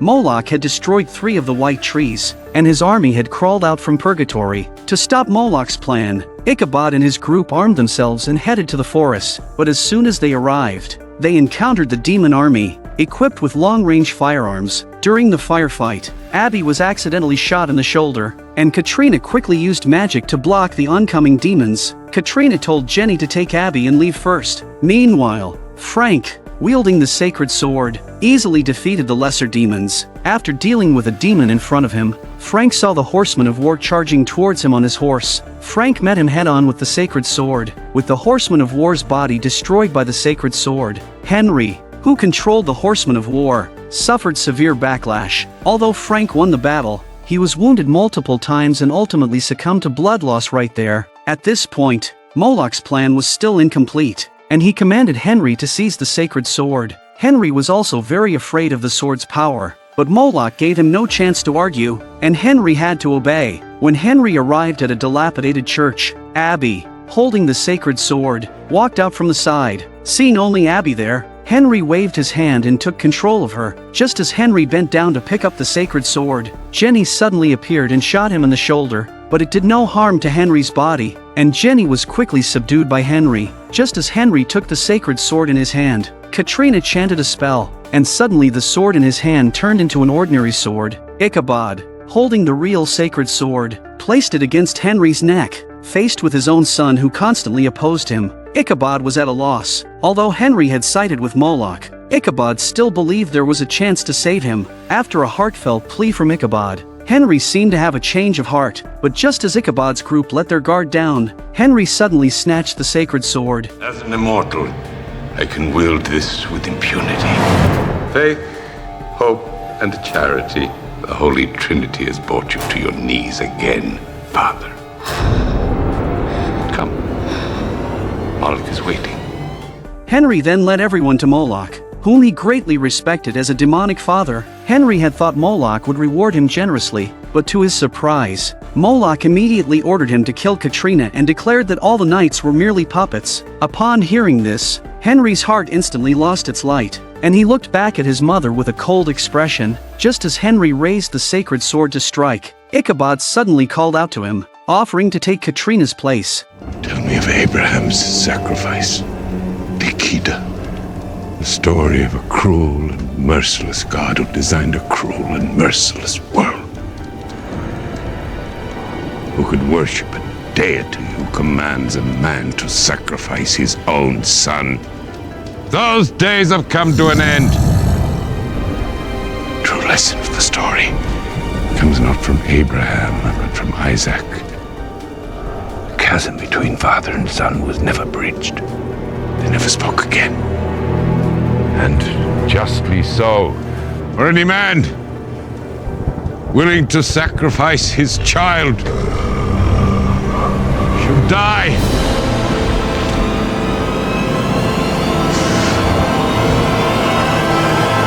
As should any god! Thus, Moloch died by Henry's hand. When Ichabod and his companions awoke from unconsciousness, the scene was left with only a head that had not yet been fully consumed by fire. Since the demonic Lord Moloch was vanquished by Henry, no demons had appeared in Sleepy Hollow, but behind the calm always lurked greater threats. One day, as Ichabod and Abby were strolling outside, they suddenly heard strange noises coming from a nearby stable. Upon cautiously entering, they discovered 3 figures in black robes praying around a fire. Unexpectedly, they were demons from purgatory. At that moment, a man with wings flew in from outside and, facing the 3 demonic men, immediately threw the weapon in his hand. One of the demons disintegrated into dust upon contact with the weapon. Realizing they were no match for the man, the remaining 2 demons quickly jumped into a fire pit and escaped the area. The man introduced himself to Ichabod and Abby as Orion, an angel from heaven, who had come to eradicate the escaped demons. It turned out that 200 years ago on the battlefield, Orion had been defeated by the Horsemen of Death and was subsequently imprisoned in purgatory by Moloch. It was only a few months ago, after Moloch's death and the ensuing turmoil in purgatory, that he had managed to escape. The demons they had just encountered were also escapees. Constantly in search of a new master, Abby immediately thought of the Headless Horseman, as he still harbored evil power within him. Upon learning that they had captured the Headless Horseman, Orion stated that he could eliminate him, as his weapon was the nemesis of all demons. Without any doubt, Abby agreed immediately. When she and Orion arrived at the place where the Headless Horseman was detained, Katrina instantly recognized Orion and sensed his power. Knowing that Orion was there to eliminate the Headless Horseman, Katrina quickly went to the cell and told Abraham she had found a way to separate him from death. But now that an angel had come seeking vengeance, he must promise to stop killing during this time. Currently wanting to be free from death's bondage, Abraham agreed to Katrina without hesitation. When Ichabod and the others reached the cell, Abraham was already gone. Katrina had released him from the place. However, Katrina's actions had deeply divided them. To quickly find and eliminate the Headless Horseman, Abby contacted Jenny and Nick, They used an ancient bead to track him and soon located the Headless Horseman's hiding place. Abby then reconnected with Orion, planning to go alone with him to hunt the Headless Horseman, but en route, Abby suddenly received a call from Ichabod, who had found through biblical research that Orion was not as straightforward as he seemed. In past centuries, wherever great disasters occurred, Orion's presence could be noted. Ichabod felt that Orion's appearance this time also had a purpose. After hearing this, Abby informed Ichabod of their destination and then continued with Orion as if nothing was amiss. When they reached the Headless Horseman's hideout, Orion fully revealed his true intentions. Orion prepared to use his weapon to absorb the power of the Headless Horseman, then use this energy to conduct a judgment upon humanity. His sharp blade would cleanse all evil from the world. The Headless Horseman was just the first in Orion's plan. Next, he would drain Katrina's power, and once his own power was sufficient, he would dominate the world. Abby looked at Orion with a shocked look on her face. The man in front of her was undoubtedly the next Moloch. At that moment, the Headless Horseman was forging a new weapon. 2 demons chanted spells at the furnace, and the Headless Horseman threw a heap of scrap metal into it, soon forging a brand new battle axe. But just as the Headless Horseman was admiring his new weapon, Orion appeared behind him. Foes reunited, they immediately commenced a fierce battle, seeing that the Headless Horseman's power was about to be completely absorbed. Can you feel that? My blade gathers your power for my use. Your death will burn bright, cauterizing this festering wound. Turn this area into a smoldering crater. End the evil that escaped purgatory. Abby and Ichabod, who arrived just in time, decided to split up and act separately. Abby was tasked with distracting Orion, while Ichabod snuck behind to aid the Headless Horseman. Ichabod first pulled Orion's weapon out of the Headless Horseman, then raised his axe and shattered Orion's weapon into pieces. Without his weapon, Orion was no match for the Headless Horseman. Watching the glowing blade in his opponent's hand, Orion reluctantly spread his wings and fled the scene. Afterwards, the Headless Horseman told Ichabod and his group that he could try to separate from death, but during this time, he would not submit to anyone's constraints. 3 workers discovered an ancient well in the sewer. Driven by intense curiosity, they opened the manhole cover only to find it overrun with tree roots. One of the men shouted loudly, but the only response was a pale-skinned creature. By the time Ichabod and Abby arrived in response to the alert, only the workers' equipment remained at the scene. Abby, using radar, detected that the structure beneath the manhole cover was fortress-like, with an octagonal dome style typically built only 200 years ago. Abby then discovered a cell phone nearby.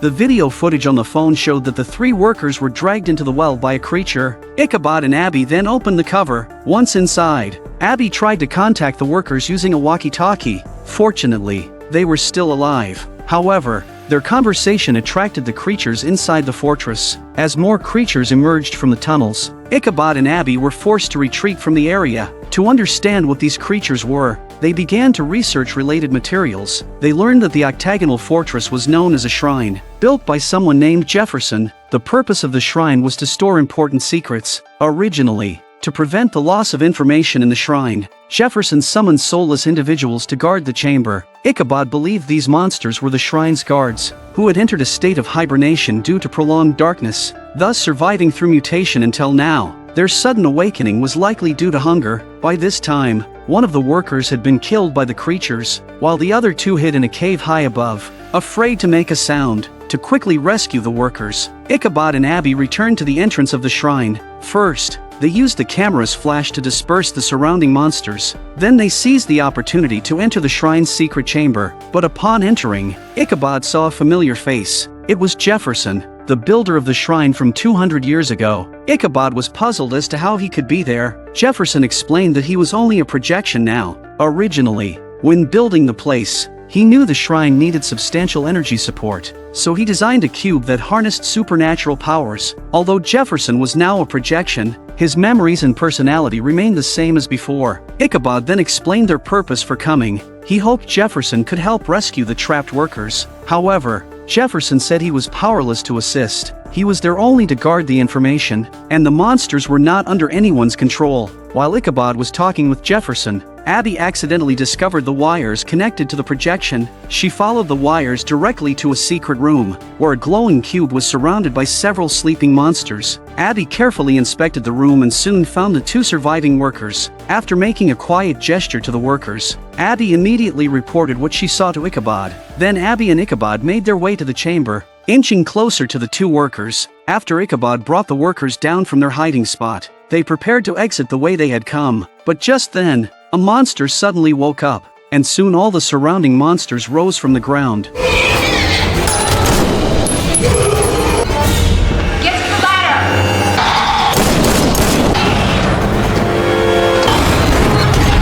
In the last moment, they managed to close the manhole cover. Although they had rescued the 2 trapped workers, the creatures below were too dangerous. They had to be completely destroyed. Ichabod asked Abby to take the workers back to the surface for treatment, while he returned to the shrine. After dealing with a few scattered monsters, Ichabod installed a time bomb inside. Before he left, Ichabod said goodbye to Jefferson with the highest of courtesies.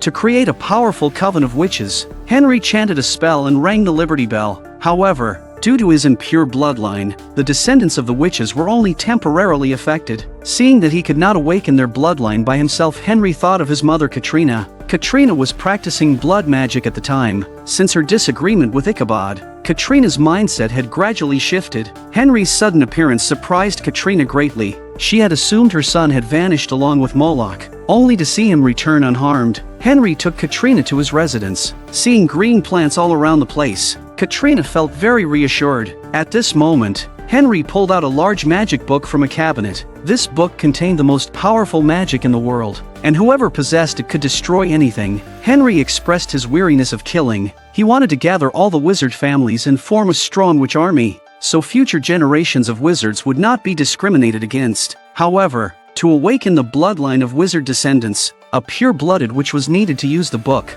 Henry wanted Katrina to join him in this endeavor, and they would lead the witch army together. Henry passionately painted a picture of a beautiful life, quickly brainwashing Katrina into deciding to help him. Meanwhile, Ichabod and Abby were still investigating the cause of the people's control. Since they all heard the bell ring before losing consciousness, they headed to the center of the town. A Liberty Bell had always been placed there. According to records, this bell had a certain connection to witches, with each symbol on it representing a ritual. Sleepy Hollow was a gathering place for witch descendants, and it was likely that someone wanted to awaken their lineage, to prevent the townspeople from all becoming witches. Ichabod and Abby planned to completely destroy the Liberty Bell, but as they were struggling to move the Liberty Bell, Henry arrived. Arm in arm with his mother, Katrina's expression was calm, devoid of any emotion. Ichabod thought that Henry had taken her hostage, but Katrina simply said that she had volunteered. Henry's brainwashing had made Katrina completely abandon Ichabod. Thus, the family of 3 now stood on opposing sides. Ichabod tried to persuade Katrina to come back to him, but Katrina's response was an attack. As Ichabod and Abby dodged, they jumped into a tunnel, and before they could react, Henry used magic to seal them inside. Subsequently, Henry and Katrina took the Liberty Bell to the former gathering place of the Witch Coven. Excited by the thought of awakening the witch descendants, they were both very excited. But just then, gunshots rang out from outside. Ichabod, who had escaped, was furiously taunting them. Seeing this, Henry went outside alone, and at the same time, Abby positioned herself behind Henry, facing his son who opposed him at every turn. Ichabod raised his gun and pulled the trigger, but Henry easily blocked the bullet. Seeing this, Abby quickly started the car, intending to ram Henry, but Katrina, who had arrived in time, stopped her. Katrina used magic to blast the car into pieces, with Ichabod looking on anxiously at the side. But when Henry approached to check, he realized that Abby was not inside the car. Instantly, he thought of the Liberty Bell inside the house. At that moment,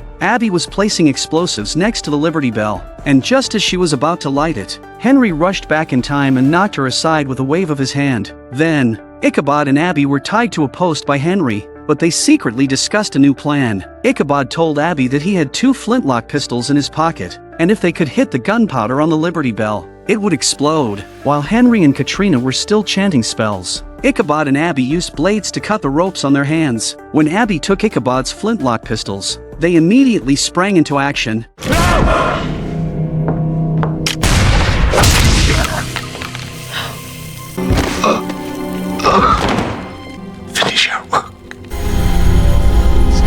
for that. Coven means nothing without you, Henry. Not Henry.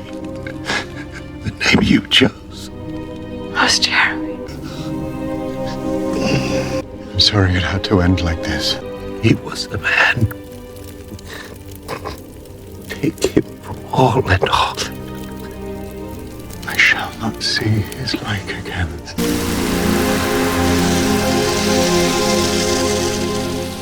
The death of her son enraged Katrina immensely. She pinned Ichabod against the wall and then picked up the large magic book from the table, beginning to chant a spell. Soon, a temporal tunnel appeared. Katrina intended to travel back in time to change history, and Abby, determined to stop her, followed her into the temporal tunnel. When they woke up again, they found themselves on a battlefield in the year 1781. Katrina immediately sought out the Headless Horseman, who had not yet been beheaded. Knowing that the Headless Horseman was also searching for Ichabod, she offered to cooperate. Using the magic book in her possession, Katrina could pinpoint Ichabod's location. Seeing Katrina's sincerity, the Headless Horseman agreed to collaborate with her. Meanwhile, Abby had been captured by a group of soldiers who, due to her modern clothing, thought she was a mentally ill person. To prove her identity, Abby mentioned Ichabod's name and claimed to know information about the Horseman of the Apocalypse. The soldiers called Ichabod over, but when they met, he did not recognize the woman in front of him.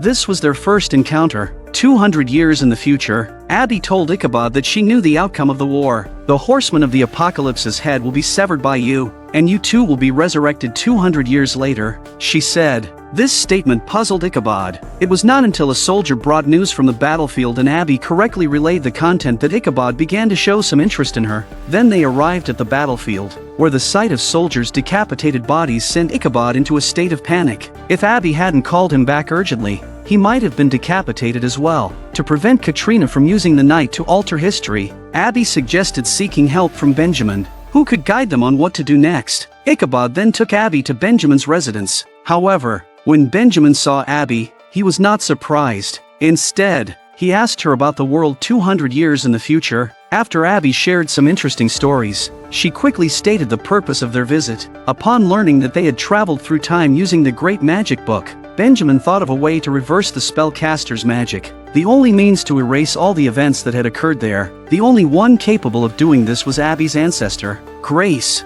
who had spent years studying spells and was very knowledgeable about them. Just as they were preparing to act, the Headless Horseman, wielding a battle axe, found them. Ichabod drew his sword and engaged in combat with him. Seeing this, Benjamin quickly pulled out a bomb, but before he could throw it, the Headless Horseman chopped off his head with an axe. Just as Headless Horseman stepped forward to pull out the axe from the wall, the falling bomb exploded, instantly turning the room into a mess. Seeing Benjamin's body on the ground, an enraged Ichabod was about to charge at the Headless Horseman but was stopped by Abby. They then returned to the military camp. Ichabod blamed Abby for Benjamin's death, believing that everything was a scheme of hers. He thought she used his trust to find Benjamin, and then deliberately led the Headless Horseman there. Seeing Ichabod's growing misunderstanding, Abby, in desperation, revealed that Katrina was a witch and had formed an alliance with the Headless Horseman. Katrina's goal was to completely eliminate them because only they could reverse the current situation, but at that moment, Ichabod was not willing to listen to any explanations. Just as Ichabod was about to leave, Abby suddenly remembered her cell phone. She loudly told Ichabod, "I have an item, a black rectangle, that contains our photo together from 200 years in the future. The password is your birthday." Ichabod ignored her and left. When Ichabod got home, he noticed Katrina's strange behavior, and the table was covered with various herbs. Just as Ichabod was about to inquire about the purpose of these items, Katrina,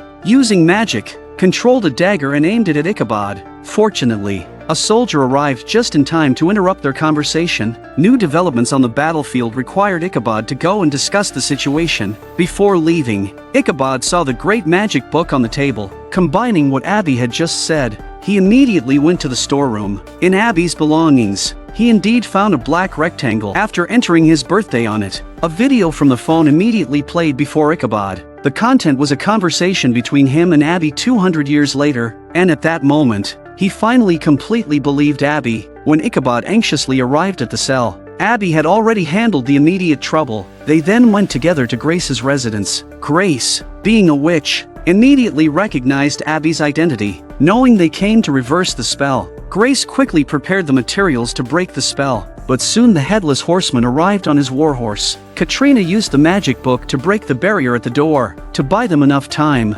Ichabod alone confronted the headless horseman who had charged in.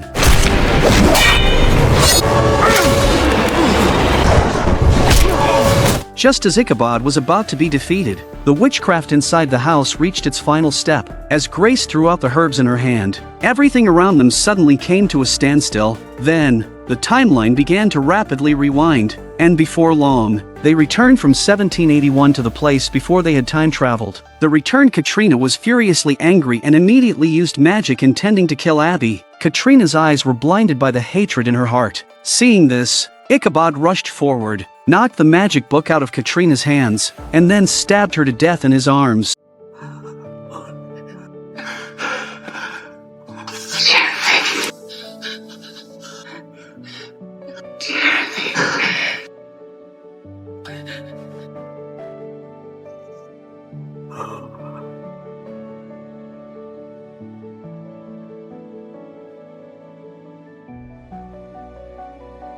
As the headless horseman was riding his warhorse through the forest, suddenly a bolt of lightning struck right in front of him. Following that, a woman draped in a cloak emerged from the lightning. Seeing the headless horseman's towering and formidable figure, the woman couldn't help but feel compelled to sing a song for him. However, the headless horseman, lacking ears, wasn't interested in listening, but the woman still forcibly rooted him to the spot and began to sing. In this way, the powerful headless horseman was trapped inside a magical box, which seemed to contain a whole new world. The woman then uttered a spell and summoned a new demon from inside. The next day, this demon began hunting humans, its eyes turning white before each attack. When Abby and Ichabod received the call and arrived at the scene, they only found 2 bodies that had been gruesomely dissected. Ichabod found a footprint by the well in the backyard. It was clear that it was not left by a human. He took a packet of dragon's breath from his pocket and poured it into the footprint. The dragon's breath would heat up upon contacting a demon's essence. Sure enough, flames burst forth from the footprint.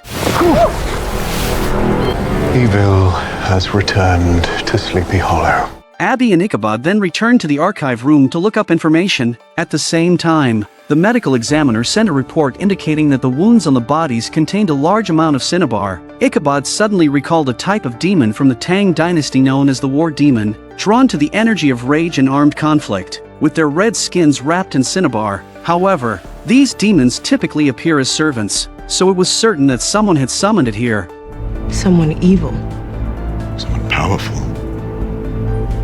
There is a new player in town. Ichabod then began reading Benjamin's notes. They recorded that such demons had appeared on battlefields before, and ordinary bullets could not harm them, leading to their rampant success in battles. Only when a secret letter from General Washington arrived did the tide of the battle turn. Ichabod guessed that the secret letter must contain a way to defeat the demon, so everyone started to investigate relics from that war. Jenny, using her skills, located a restaurant built entirely in a medieval style. The owner had specifically collected a large number of antiques for guests to appreciate. Abby found the secret letter in a display case, and she and Ichabod worked together to stealthily steal it. Back in the car, Ichabod began to decrypt the contents of the letter. However, at that moment, Abby received orders from her superiors to go after a drug manufacturing gang, so she dropped Ichabod back at the archive room. Through decoding the letter, Ichabod learned that the demon was very sensitive, attracted greatly by human fear and gunpowder. The demon's greatest weakness was when its eyes turned white. At that moment, Jenny suddenly thought of Abby,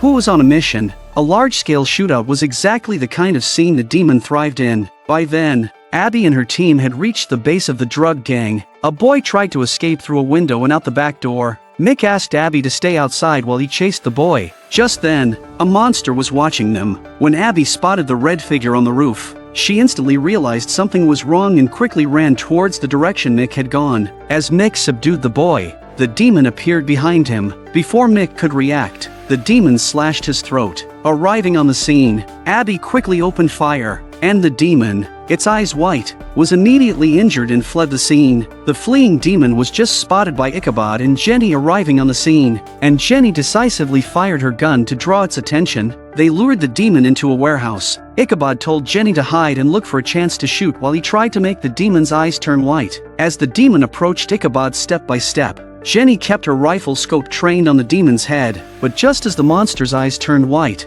Jenny slipped when she was about to shoot, and the monster found Jenny's figure.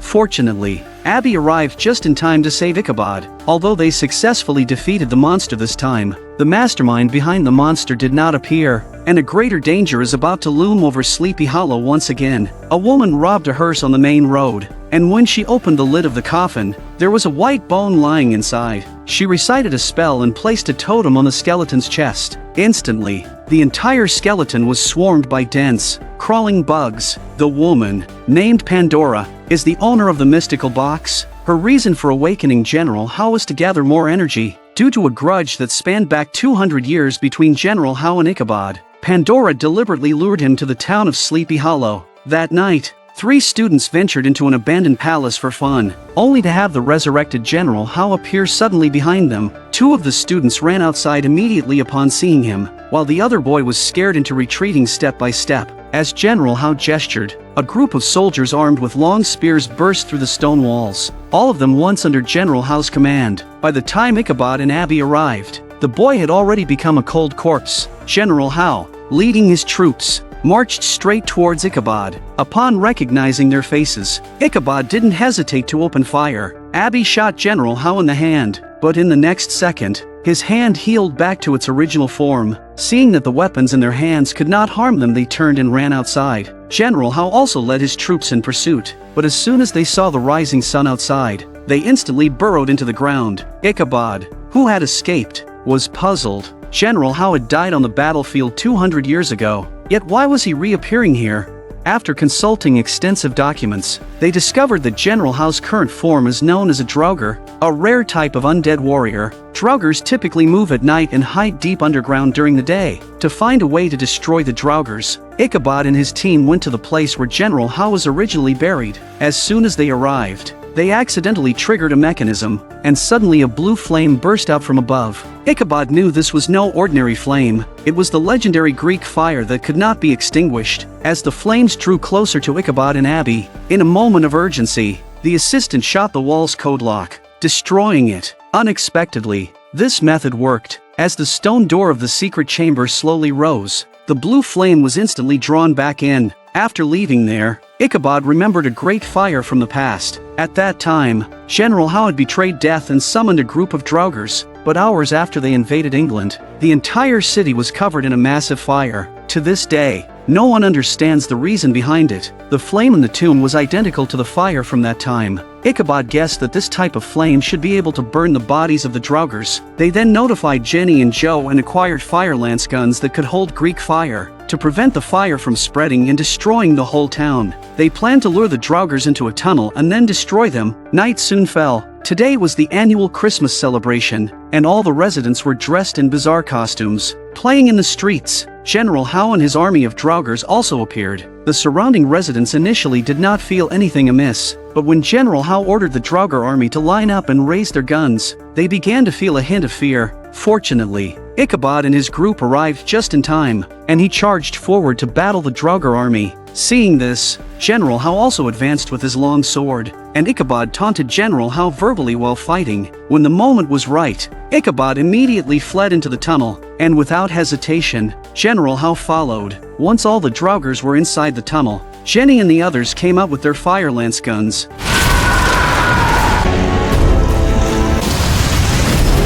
Your army's defeated, Howe. It's over. I will not give you the satisfaction. Turncoat.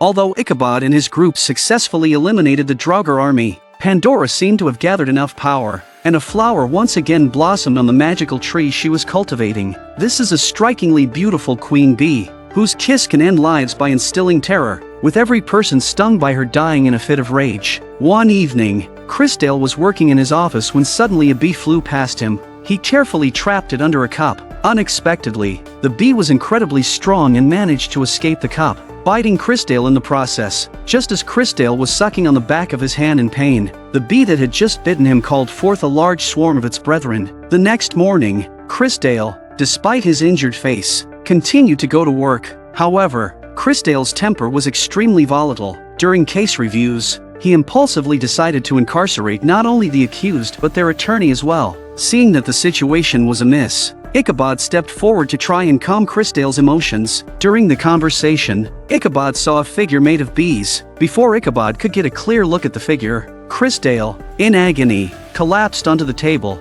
Abby quickly stepped forward to check on him and found that Chrisdale's body was covered in pustules. Ichabod looked back at where the figure had been, but by then, there was nothing there. Based on the bee found at the scene and the toxins in the victim's body, Ichabod discovered a type of demon called a sequient in ancient texts. These demons possess potent toxins, and everyone bitten by them slowly dies in fear. However, the books did not record their weaknesses, only leaving behind a cryptic phrase. When comes the beauty from Caribbee, she spends her time in Porto, Spain, watching foul flies roost in the spice tree under which Sir Chadwick prays on bended knee. At that moment, Abby received a call from a colleague. Another female victim had died under mysterious circumstances, and her death was identical to Chrisdale's. But as Abby and Daniel were on their way back to the police station, the usually calm Daniel became unusually irritable. He drove the car recklessly on the main road, speeding despite Abby's attempts to calm him down. After arriving at a wooded area, Daniel forcefully pulled Abby out of the car. Fortunately, Abby's years of combat training paid off, and she quickly subdued Daniel. When they discovered bite marks on Daniel's body, Abby locked him in a secure room. At this time, Ichabod deciphered the cryptic phrase in the ancient book. Each line of the phrase represented a different herb, and combined, these herbs formed an antidote. Jenny and Joe then went to a shop where the owner, Azaka, was a witch doctor who enjoyed collecting herbs, but as they were conducting the transaction, Azaka, upon touching Jenny, suddenly underwent a transformation. A shadow older than time falls over your soul. You shall be claimed. Your fate has changed. Azaka, what the hell? Protect her. Confused, Jenny left with the herbs. Although they now have the antidote, they still need to quickly eliminate the original form of the sequient. Otherwise, more people will continue to die. Bees typically do not stray far from their nest, so Abby connected the locations of the 3 victims. She soon pinpointed a deserted building on the map, and they geared up and headed there. To quickly locate the sequient's lair, they decided to split up and search separately. At this moment, Pandora was removing flowers from the magic tree, each blooming black flower representing a different emotion. When Ichabod arrived, Pandora was not at all surprised. She even thanked him and his team for cleaning up her messes. It turns out, releasing monsters from the magical box is easy. The hard part is dealing with them afterward. Every monster Ichabod and his team eliminated was actually helping Pandora solve her problems. As the demonic tree behind Pandora glowed, she turned and walked towards its roots. Seeing this, Ichabod chose not to confront Pandora directly but instead quickly found Abby to explain the situation in the cave. Ichabod handed Abby a bottle containing hydrogen cyanide and instructed her to go inside and destroy the sequient's beehive, while he stayed outside to distract the creature's original form.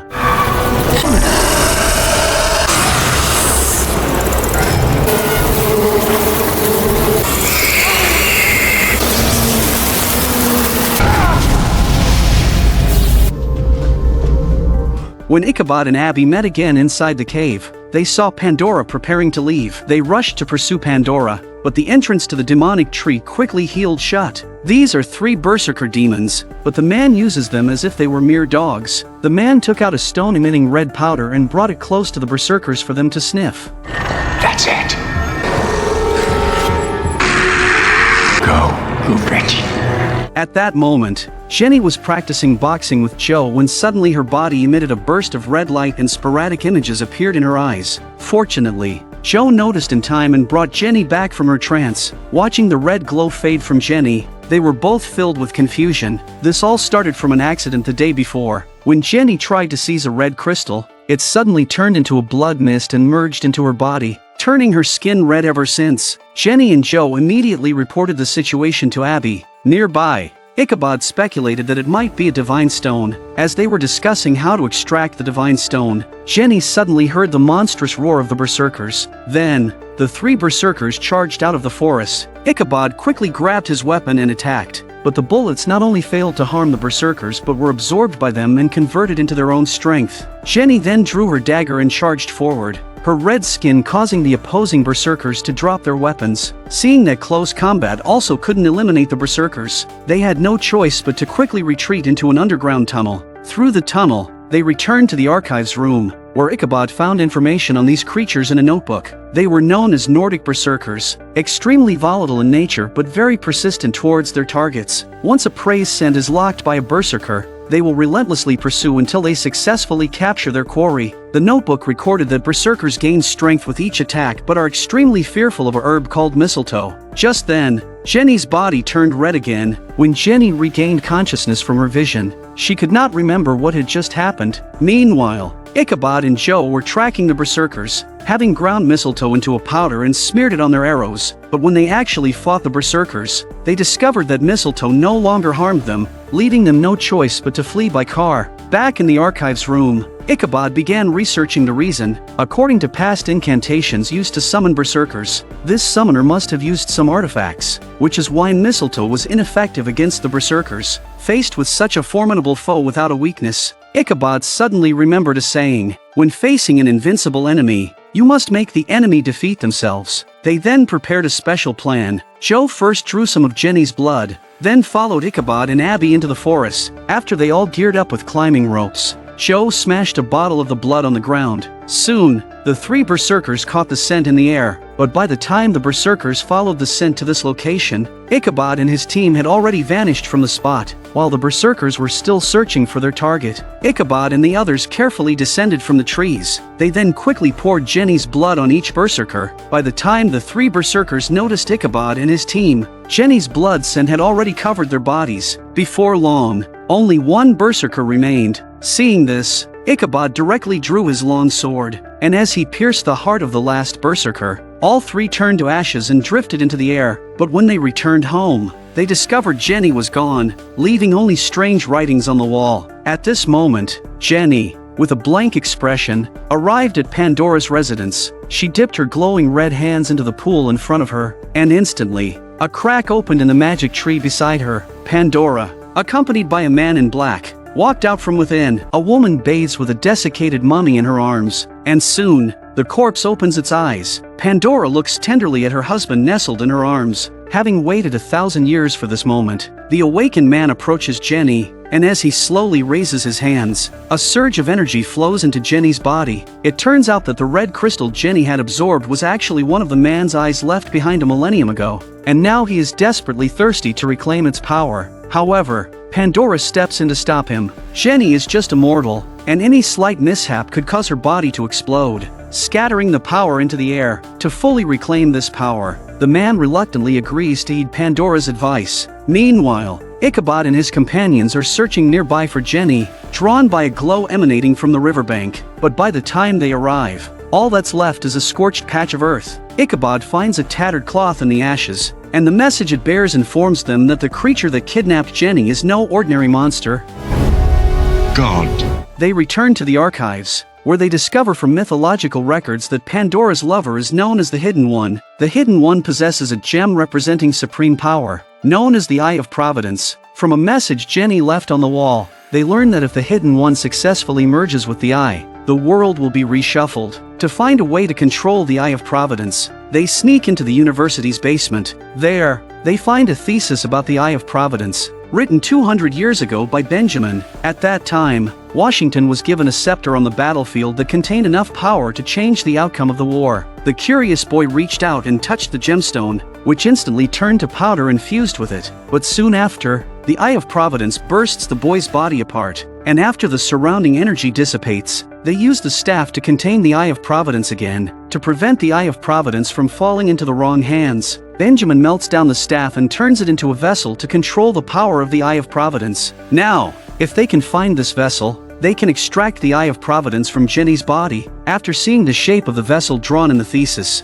Joe says he has seen it before. It is currently in the police station storage room. Abby then goes there to retrieve the vessel. At this moment, the Hidden One continues to draw power from Jenny. Ichabod and the others rushed over as soon as they got the container. Joe, armed with a heavy machine gun, covers from the perimeter, while Abby and Ichabod sneak into the depths of the ancient palace. But as soon as Abby and Ichabod enter, Pandora detects their presence and teleports directly in front of Abby. Abby doesn't hesitate and begins to fire at Pandora, and when she sees her weapon doesn't harm Pandora, she signals Joe to launch 2 concussion grenades. Taking advantage of Pandora being dazzled, Ichabod suddenly appears and uses an electric gun to stun Pandora. Then, Abby faces the Hidden One. Before he can react, she throws a grenade at his feet. Abby quickly runs to Jenny's side and starts extracting the Eye of Providence with the vessel. Meanwhile, Ichabod is attempting to summon monsters using a magical box, but Pandora quickly recites a spell to stop him, leading to a standoff. However,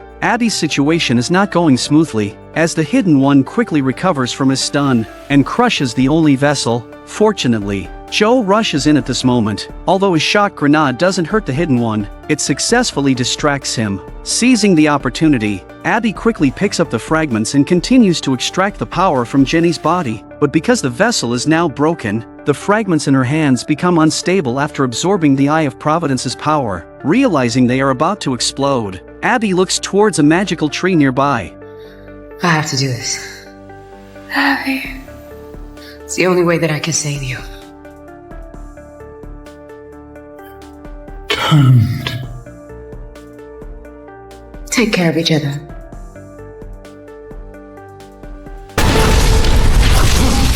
A worker was just about to head home after work when suddenly the stone statue behind him came to life.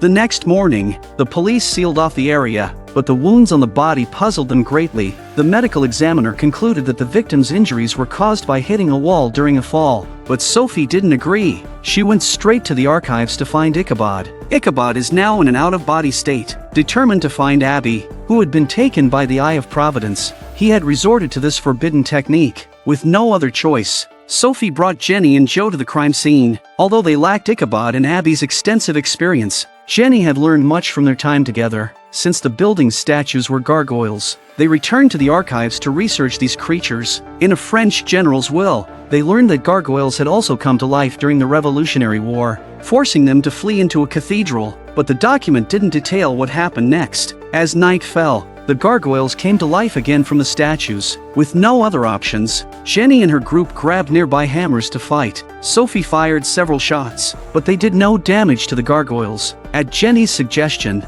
they took refuge in the church. The general's will had mentioned that gargoyles couldn't enter holy ground, so Jenny believed there must be something within the church that could harm them. The first thing Jenny thought of was the holy water used by priests. Sophie immediately dismissed Jenny's idea, pointing out that the gargoyles were made of stone and questioning whether a few drops of water could shatter them. Sophie then proposed a better idea. If they couldn't turn the gargoyles back to stone with magic, they would trap them in cement using a mixer. After some arguing, they eventually agreed to Sophie's plan. They carefully left the church, with Sophie going to the truck to start the mixer, while Jenny and Joe distracted the gargoyles. Once they lured the gargoyles into a pre-arranged box, Joe opened the cement spraying hose, and the gargoyle's body quickly stiffened. As more cement filled the box, the gargoyle was soon completely submerged. With the situation in the real world resolved, Abby's existence in the other world was incredibly dull. Since waking up, she had found herself in a desolate mausoleum devoid of life. But Abby hadn't given up on escaping. She explored the surrounding terrain every day and recorded it with a chart stick. The only thing she found was a rusty short sword. As time passed, Abby's spirits began to change. One day, while playing chess by herself, she suddenly heard Ichabod's voice. Initially, Abby thought she was hallucinating, but when a blurred figure appeared before her, she realized it was Ichabod, whom she had longed to see. At this moment, Ichabod appeared in spirit form. Although they missed each other dearly, their main concern was finding a way out. On the cave wall were a series of Sumerian texts, and Ichabod, deciphering the puzzle, learned that the Eye of Providence on the staff was the key to opening a portal between worlds. Abby had arrived here through the Eye of Providence. Now, all they needed to do was activate the Eye of Providence to return to the real world. Just then, Ichabod noticed the rusty short sword, which had once belonged to his good friend Betsy. As Ichabod spoke, Pandora's spirit appeared, seeking to reclaim the Eye of Providence. She offered to teach Abby how to activate the Eye of Providence and open the portal if Abby agreed to return it after escaping. Ichabod immediately rejected Pandora's offer. Abby also smirked mockingly, noting that if the Eye of Providence fell into the Hidden One's hands again, Even if she managed to escape, the real world would become a living hell. To force Abby to hand over the Eye of Providence, Pandora used a soul sword to sever Ichabod's connection to the outside world. Without the soul tether, Ichabod's spirit would be trapped here forever. Seeing this, tears instantly streamed down Abby's face. In anger, she picked up a rock and smashed the Eye of Providence, with the key to opening the portal destroyed. You despicable creature.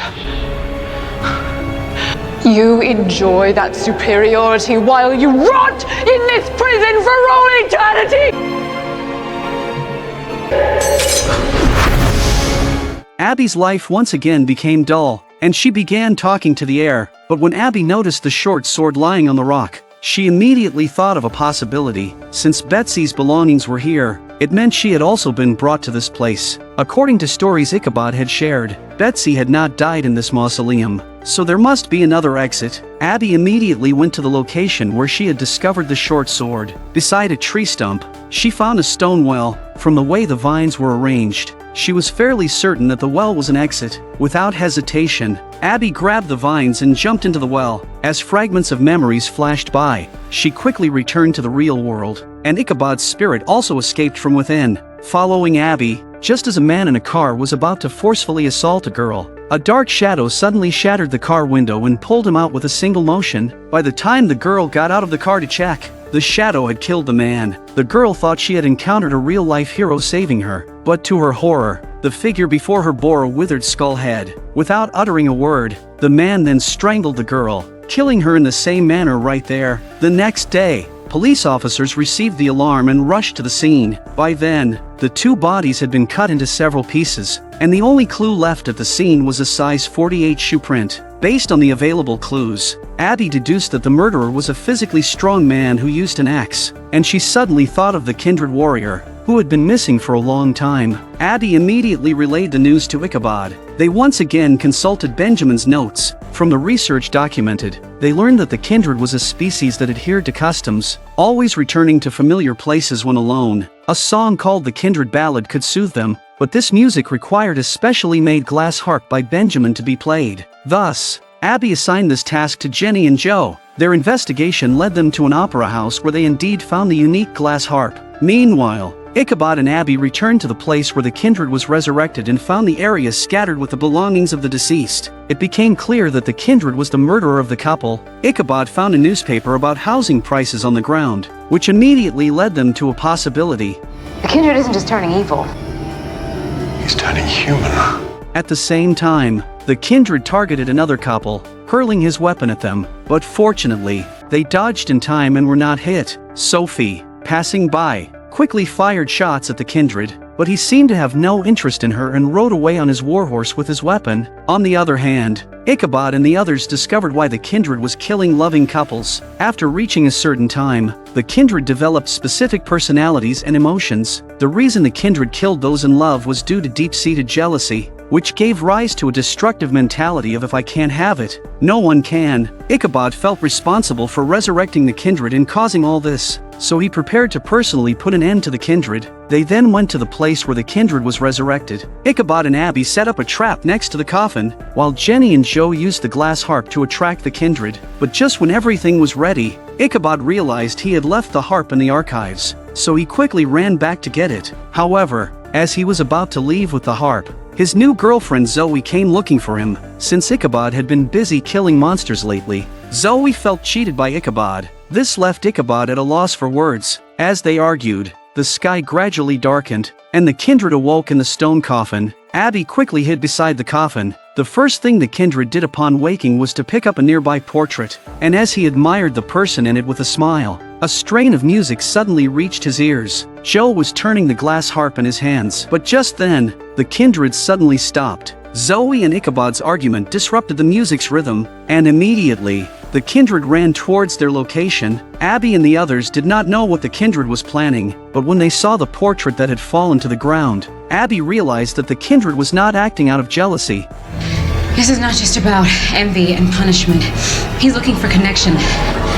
He wants a wife. Just as Zoe and Ichabod's argument ended, the kindred had already followed the sound and arrived. Ichabod picked up a weapon to confront him, but he was no match for the kindred. who threw Ichabod out of the way in just a few moves. When Ichabod stood up again, the kindred had already left with Zoe, watching his girlfriend being taken away. Ichabod was desperate, so he took out all of Benjamin's notes, hoping to find a weakness of the kindred. At that moment, a pattern in one of the notebooks caught Jenny's attention. It matched a decoration in the opera house where the glass harp was stored. They immediately went to the opera house. After activating a mechanism, a dust-covered box fell out from a secret chamber, containing the kindred's original wife, the Bride of Kindred. Ichabod and Abby took the Bride of Kindred to a forest to resurrect her. Joe and his team arrived at the place where Zoe was being held, attempting to restrain the kindred with remote-controlled ropes. However, amidst the chaos, a kerosene lamp was accidentally knocked over, instantly igniting the surrounding straw. At the same time,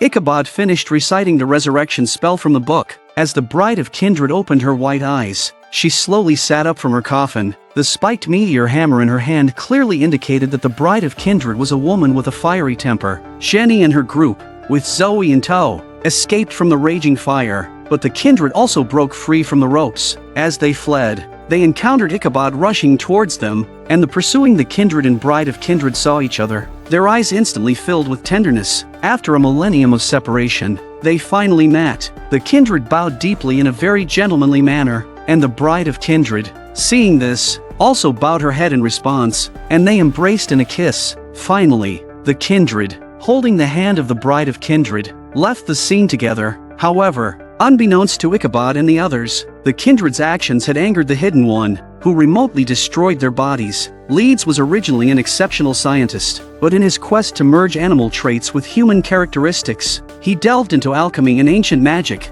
using his own body as a subject for his experiments. After drinking a specially prepared potion, Leeds underwent a transformation. His pupils contracted and emitted a green glow, and his hands morphed into sharp claws. Gradually, a pair of goat horns grew from his head, and soon Leeds became a half-human, half-scorpion creature. Despite 250 years passing, Leeds survived intact in this world. Now, the Hidden One, for his own schemes, had summoned Leeds to the town of Sleepy Hollow. That day, while Abby and her companions were dining, they suddenly received a call from the police station. 2 antique collectors had been brutally murdered at home, but strangely, their wounds differed significantly. The woman's pupils were constricted as if she'd been poisoned, while the man's body showed signs of having been torn apart by a wolf's claws. All signs pointed to the attacker being a monster with a combination of different attributes. Ichabod and Abby began searching the area immediately. As they passed an old building, a burning fireplace inside caught Ichabod's attention.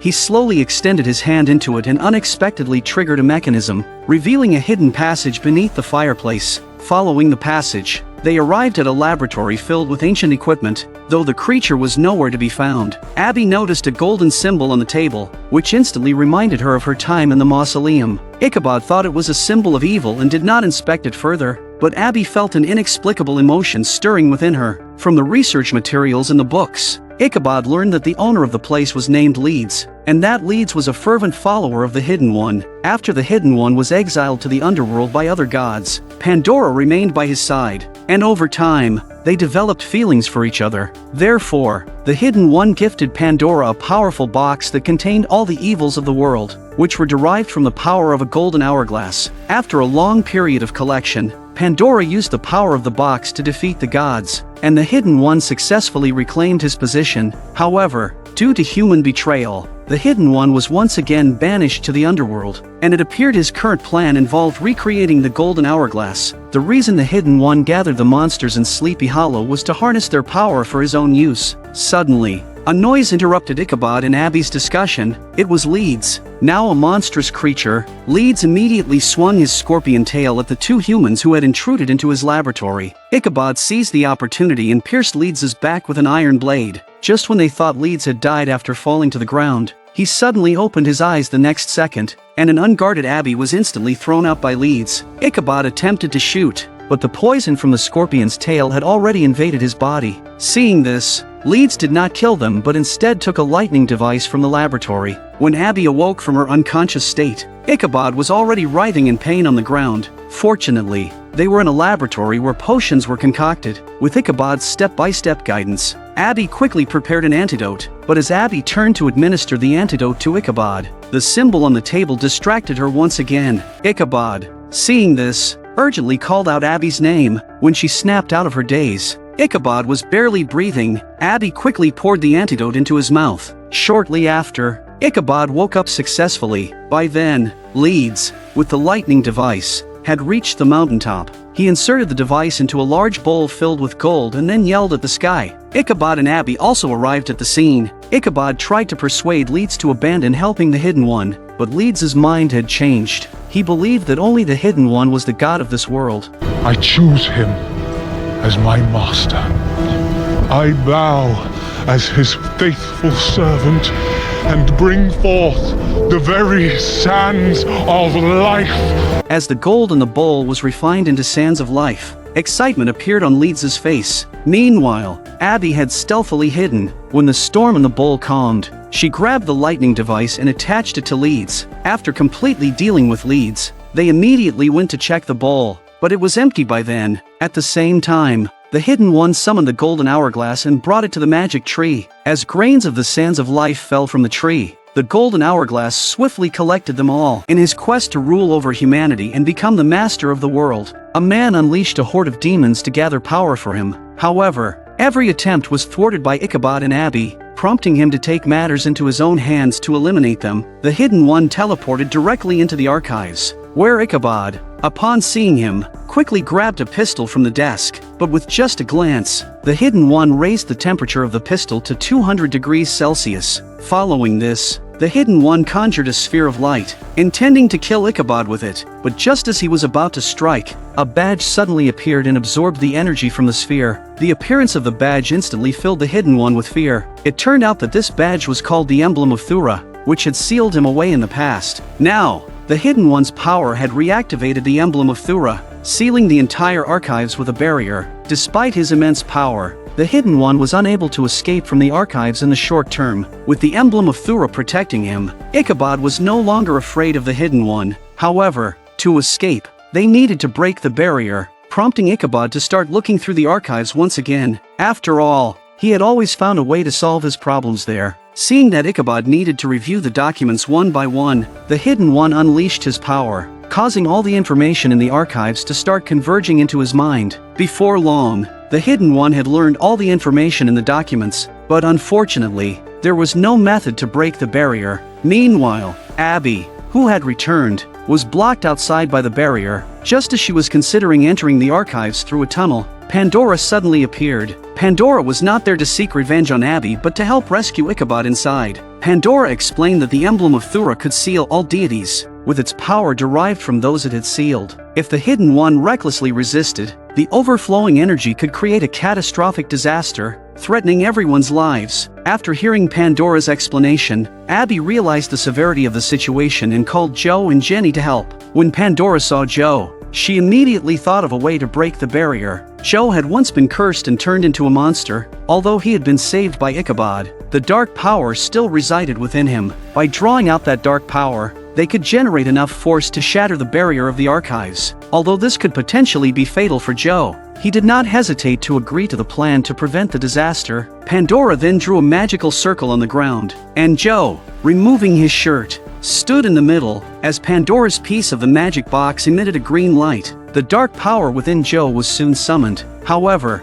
midway through the ritual, Pandora revealed that she needed more pieces of the magic box. Abby happened to have a piece, but she was reluctant to give it to Pandora, fearing that if the box was reassembled, Pandora's full power would be restored. In order to make Abby and the others believe in her, Pandora began to play the emotional card and said that she had realized her mistake. For years, she had tried everything to revive the Hidden One, but he had merely used her as a servant. Pandora, tears streaming down her face, told Abby that she had known all along they possessed the Emblem of Thura, but she had not revealed this information to the Hidden One. After hearing Pandora's words, Abby felt somewhat shaken, especially with Ichabod still sealed in the archives. Ultimately, Abby and the others decided to bring out the other half of the magic box fragment. As the two pieces of the magic box merged, a massive surge of green light flowed into Joe's body, continuously drawing the dark power and battering the barrier.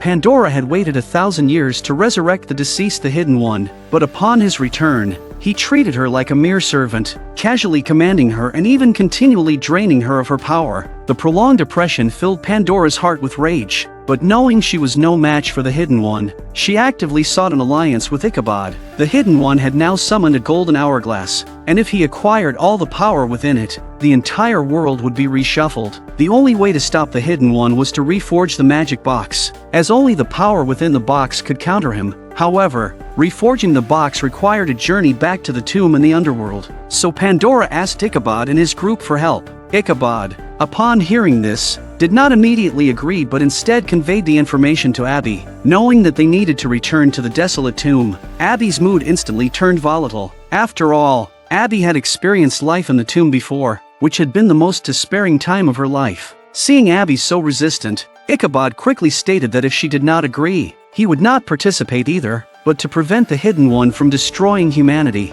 Abby ultimately agreed to the cooperation. They then began searching for a way to return to the tomb. From General Washington's notes, it was learned that they too had once visited the tomb in the underworld, but unfortunately, no clear route was documented. This reminded Ichabod of his friend Betsy, who had been part of that journey as well. Before leaving, Betsy had sewn a flag and decorated its edges with golden threads. No one knew what the flag represented, but Betsy had said it was her greatest achievement. It now seemed that the flag might contain the method to enter the tomb. Ichabod and Abby then went to a museum, where a flag was hanging on the wall. Abby took a photo with her phone and sent it to Jenny, but Ichabod noticed something was off. This flag was not made by Betsy. As they were inspecting it closely, a puff of smoke suddenly appeared beneath the flag, and Ichabod and Abby immediately went down to the basement to investigate. As soon as they arrived, a large hand grabbed Abby, followed by the entrance of a mummified corpse dressed in medieval clothing. The mummy was the guardian of the flag. Ichabod used brute force to knock the guardian to the ground.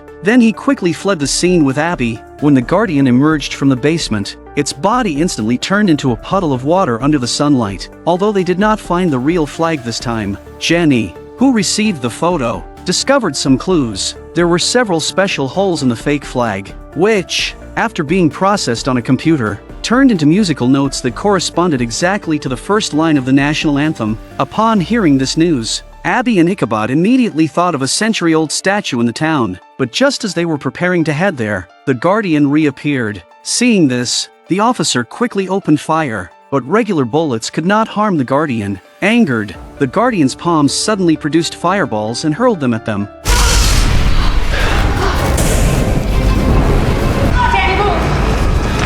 Fortunately, Ichabod drove over the guardian, pinning it under the car, which allowed them to successfully escape. They arrived at the statue just in time, and when Abby pressed the stone keys above it according to the melody, a secret door opened on the statue. Following the passage, they entered a secret room, where they indeed found the real flag. But as they were packing up the flag to leave, the guardian appeared silently again and threw fireballs at them without a word.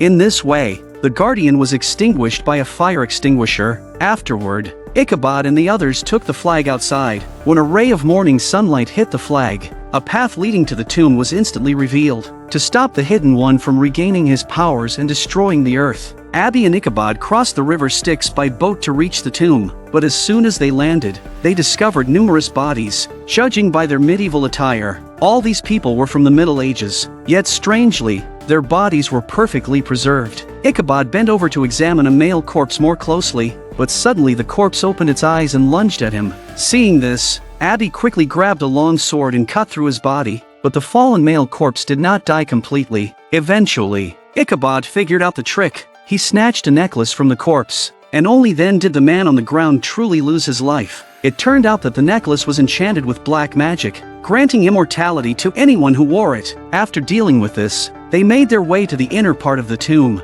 aiming solely to repair the damaged magic box. Following the clues provided by Pandora, Abby and Ichabod quickly found the secret chamber within the tomb. They placed the pieces of the magic box on the altar, and then Ichabod began reciting the spell inscribed there. As a stream of black smoke slowly rose, the magic box was soon restored to its former appearance, but this time the box did not emit any light. Ichabod noticed some text appearing on the wall, which revealed that restoring the magic box required the soul of a witness. While Ichabod was intently reading the inscription, the magic box behind him suddenly opened its lid. As streams of black smoke slowly drifted out, Abby was immediately engulfed by the smoke. Ichabod rushed forward and forcefully closed the magic box. However, Abby had still lost a part of her soul, which nourished the magic box, turning it gradually silver, while Abby's body became significantly weakened. After a brief rest, they took the magic box and left the tomb. Meanwhile, Jenny and the others were also trying to stop the Hidden One. Following Pandora's suggestion, they inserted iron nails into specified positions. Once the nails formed a circle, they could release an energy barrier that isolated the Hidden One, limiting his power absorption. In order to buy them enough time, Pandora took the initiative to appear in front of the Hidden One. Faced with this woman who had betrayed him, the Hidden One forced Pandora to kneel on the ground. As time slowly passed, Sophie and the others finally inserted all the nails, and an energy barrier instantly arose. But what none of them expected was that the Hidden One simply waved his hand and sent out a shockwave, shattering the newly risen barrier and making it vanish into thin air. As the last grain of the sand of life fell, the Hidden One held up the golden hourglass and chanted a spell, with massive amounts of energy continuously flowing into his body. Soon, the Hidden One absorbed all the power and returned to his peak condition. All that remains is his final wish. That this world shall...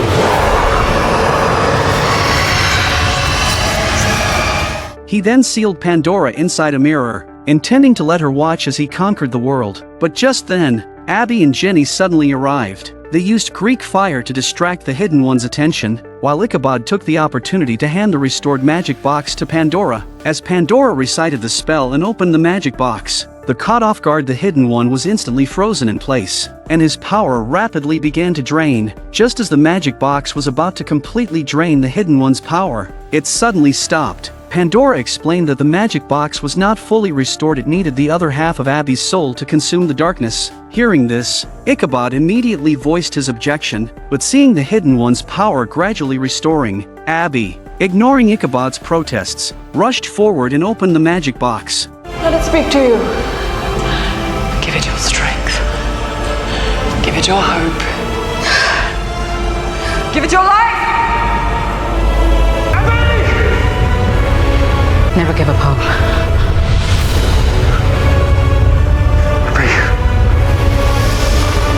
Thus, Abby was sucked into the magic box, and the Hidden One lost all his power. Pandora, walking arrogantly up to the Hidden One, intended to make him kneel and beg for mercy, but Jenny raised her pistol and ended the Hidden One's life. To everyone's surprise, just after they dealt with the Hidden One, Pandora, who had just been cooperating with them, suddenly showed her true colors. Now possessing the powers of the Hidden One, Pandora was unmatched by anyone in this world, and she felt no guilt over Abby's death. Facing Ichabod's desperate pleas, Pandora simply took the magic box and left the area. Since Abby had previously disappeared and was taken to the tomb, Ichabod believed she was not dead but trapped inside the magic box. To quickly locate Abby, Ichabod retrieved a knight's skull he had long kept. Before long, the Headless Horseman appeared on his warhorse, a warrior formed from the power of death. Capable of harming any creature, Ichabod decided to team up with the Headless Horseman to defeat Pandora. After gaining the Headless Horseman's agreement, Ichabod threw the skull towards him.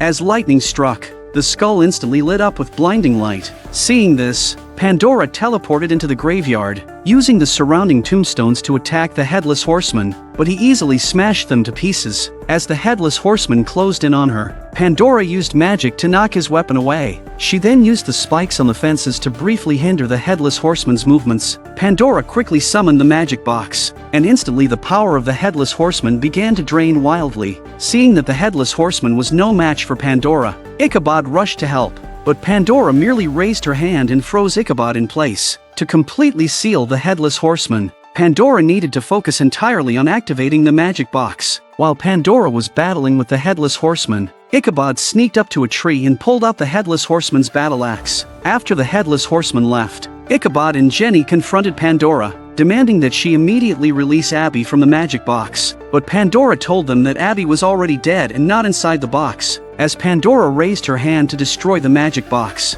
Ichabod quickly grabbed it and ran to the cellar, accompanied by a huge explosion. Ichabod's mind was filled with the scene of his first meeting with Abby. The scene shifted, and they were back in the archives. Abby told Ichabod that her mission was over and that this place was a stopping point between life and death. Ichabod understood that this was their final meeting. Over the years, they had faced various dangers together, from initially not trusting each other to becoming partners in perfect sync. They had long considered each other family, but fate always plays such tricks. In the end, they still faced their parting. I shall miss you. Honor our bond. Do more than that. And be brave. I know you will be. You're my guy. Always. My. Still my beating heart.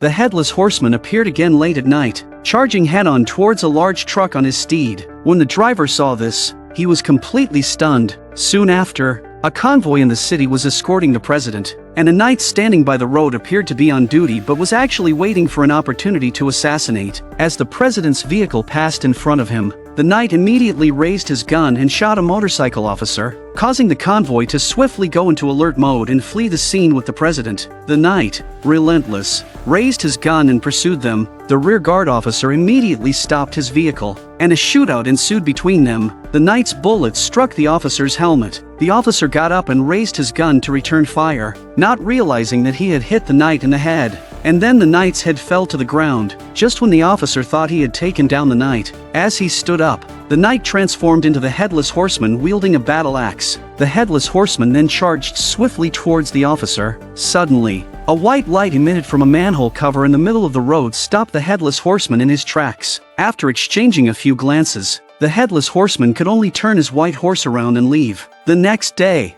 the officer told the media about his experience from the previous night, stating he had shot the knight's head off, but the knight did not fall and was still vigorous. However, no one was willing to believe what the officer said. Clearly, only Ichabod understands the Headless Horseman. Because of the assassination attempt on the president, the entire city was on high alert. Ichabod warned Diana that if the Headless Horseman's target was the president, then no one could stop him. They then went to the archives to discuss strategies on how to deal with the Headless Horseman. The biggest mystery was why the Headless Horseman was targeting the president. Ichabod suggested that the Headless Horseman might be looking for a suitable head for himself. Perhaps because the heads of royal figures, symbols of power, are more symbolic. Jake immediately responded that the more significant the person, the more magical power their head holds. Simply put, the Headless Horseman was after the president's head. Now, they just needed to figure out a way to stop him. Upon learning that the Headless Horseman had stopped in the middle of the road during his attack on the president due to an insurmountable barrier,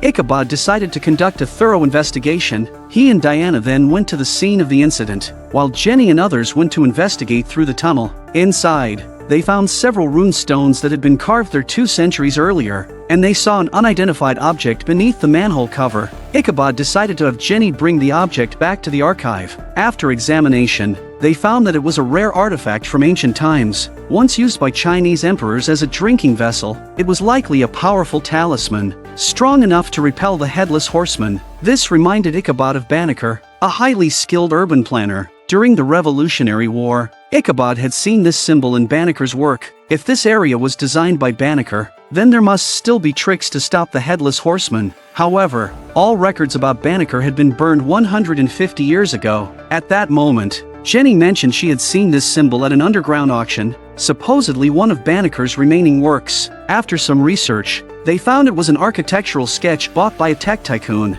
Malcolm. Ichabod and Diana immediately went to Malcolm, who did not refuse them and lent them Banneker's work. But what they did not know was that Malcolm, cunning and sly, had already conducted a thorough investigation on Ichabod. Malcolm knew Ichabod was very knowledgeable about the Headless Horseman and wanted to use this to capture the Headless Horseman, which would benefit his next plan. On the other hand, after they returned to the archives with the sketch, they immediately started discussing strategies. A block marked with a J caught their attention. It was a dead-end street. Ichabod planned to trap the Headless Horseman there and then block the exit with the Banneker disc. The Headless Horseman approached a container and took out a head, which he promptly mounted onto his neck, instantly changing his attire. Mounting a motorcycle, the Headless Horseman was unsatisfied with his new head and set out to claim the head of the US president. As Headless Horseman makes his move, he sees his nemesis, Ichabod. Halfway across the country, the Headless Horseman came to a screeching halt. He intended to execute a stylish tailspin turn. Horseman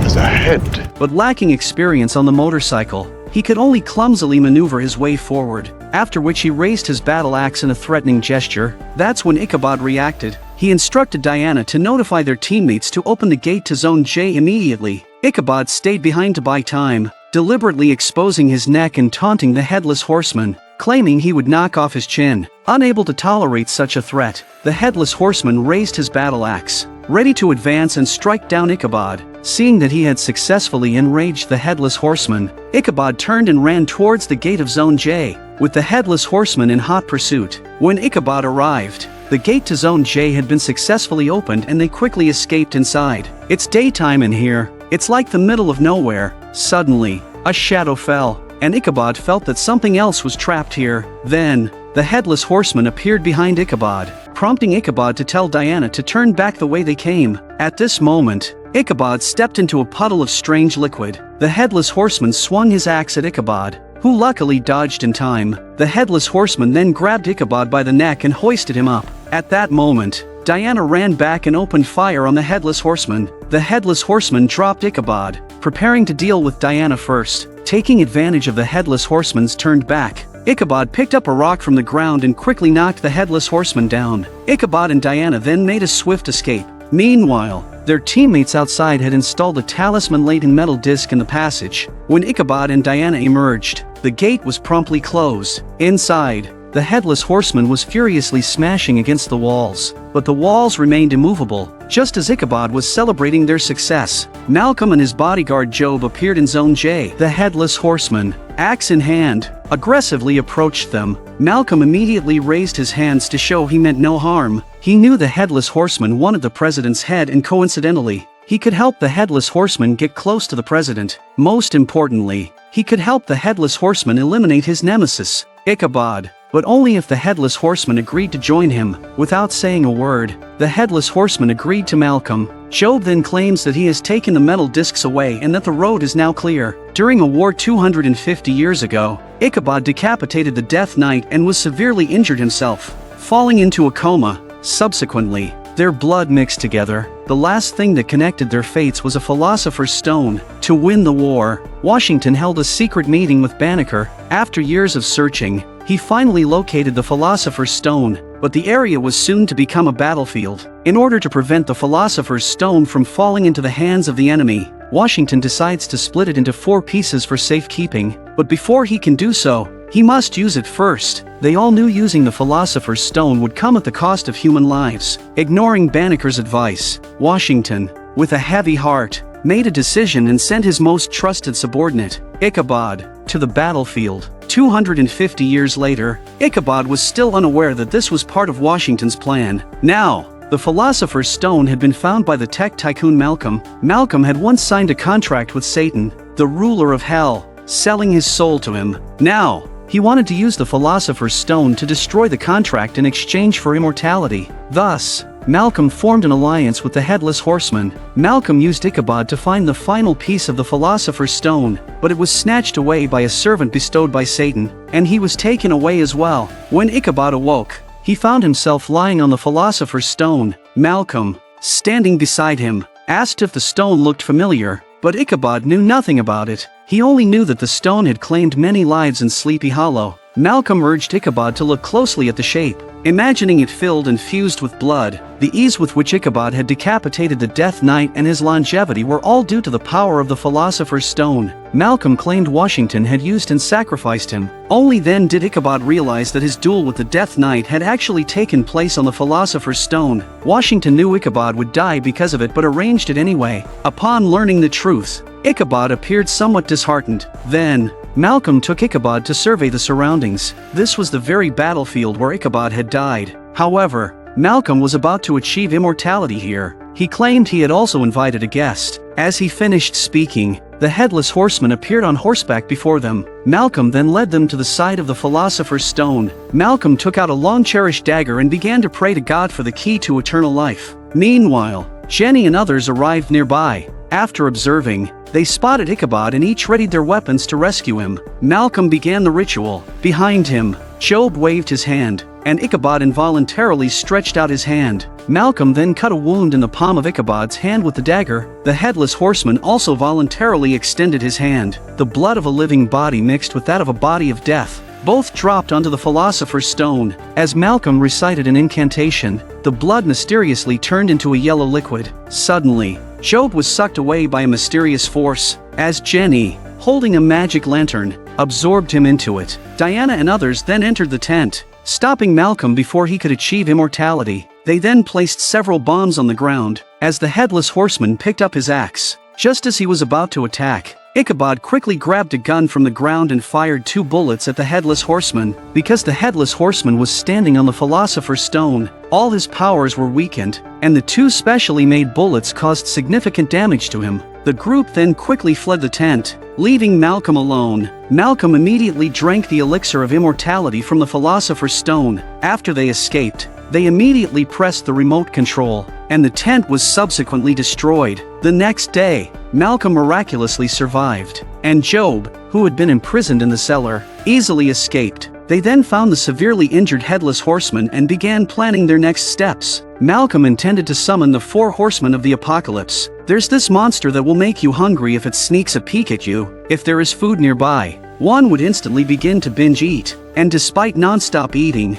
ultimately die of malnutrition, essentially starve to death. Upon receiving the report, Ichabod and his team immediately began an investigation, clearly recognizing this as a supernatural event, undoubtedly orchestrated by Malcolm in the background. The group was unaware of where Malcolm had disappeared to, nor what he was plotting. Their immediate priority was to stop this demon, and so Ichabod and Diana went to the building where the incident occurred. As they were preparing to head to the restaurant upstairs, a situation unfolded elsewhere. Ichabod and Diana followed the officers to the scene, only to find a woman gnawing on a corpse on the ground. When the woman stood up, an officer on the stairs immediately shot her down. At that moment, Ichabod looked up and saw a pair of eyes emitting red light, intently watching the victim from inside an air duct. Based on its physical characteristics and its preference for dark places, Jenny deduced this was the hunger demon, responsible for causing great famines. Diana noted that within less than a day at the same location, 2 people had been killed. She concluded that the demon had only recently been released. If the creature was an accomplice of Malcolm's,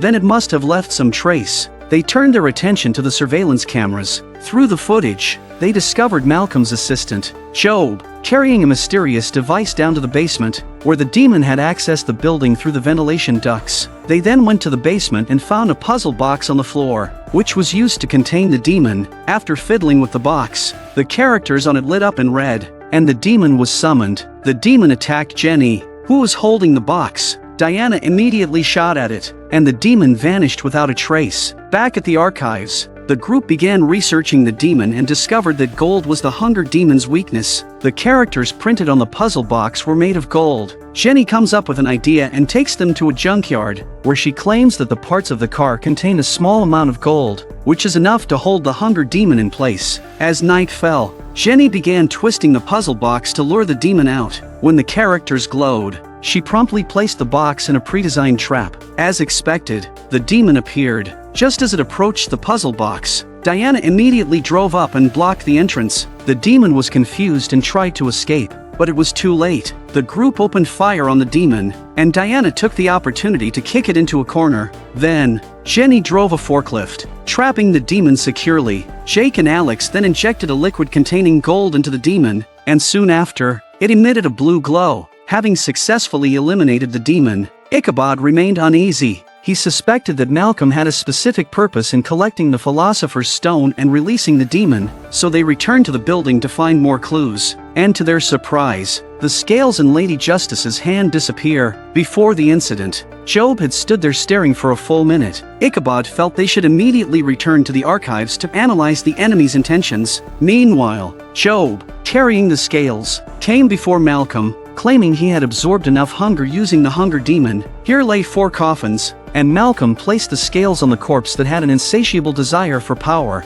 It would transform into the Night of Hunger. Now, with 2 knights gathered, only 2 more were needed to complete the 4 horsemen of the apocalypse. Ever since the Headless Horseman was struck by the Philosopher's Stone, he has been on the brink of death, his power draining away day by day. When Malcolm found the Headless Horseman, he was already paralyzed on the ground, unable to move, his wounds still visible. Malcolm picked up a battle axe, deciding to help the Headless Horseman regain his strength. They are still missing the last knight, and they are discussing how to wake him up. Job mentioned that he was acquiring the War Rider's totem, and soon they would have what they needed. All of this was being closely watched by Ichabod and his team. Alex hacked into Malcolm's computer, observing their every move through the cameras. A symbol on the wall caught their attention. After some research, they discovered it was the emblem of an organization called Arma Mutata, dedicated to changing the world. Their tool for this transformation, the Horsemen of the Apocalypse. They had once attempted to summon them by binding human hosts,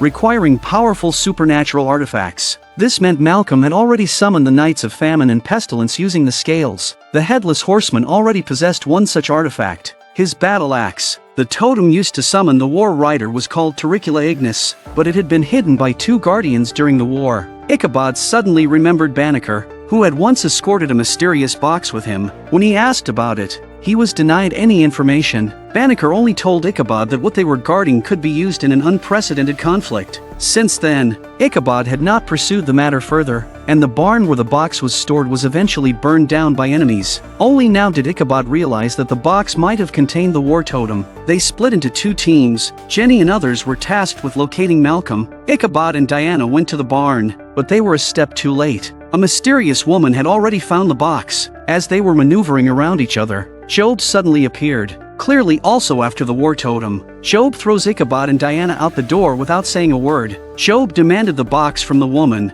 but she seemed unafraid and pulled a magic crystal from her pocket. After finishing the incantation, she threw the crystal onto the ground, blasting everyone away. Diana immediately went to check on the situation. Ichabod successfully obtained the Turricula Ignis. They then returned home and detained the woman, clearly not an accomplice of Malcolm's. Yet, Diana felt a strange familiarity with the woman, as if she had seen her somewhere before. In a future world, the 4 horsemen of the apocalypse have been successfully awakened, and Malcolm uses them to rule over the United States. Yet a significant portion of the population still resists him. In classrooms, students learn not about knowledge but about the good times before America's downfall, detailing Malcolm's atrocities and learning how to fight against him. Because Malcolm controls the 4 horsemen, people's lives are miserable, and they can only live in dark houses, hiding every day. The teams fighting against him are being destroyed one by one, and Jenny is captured in battle. Malcolm orders Laura to execute Jenny in public. At this moment, Jenny tells Laura that she should fight against Malcolm instead of joining him, because her own mother was also caught up in this war. Ichabod is also imprisoned by Malcolm. Laura is furious.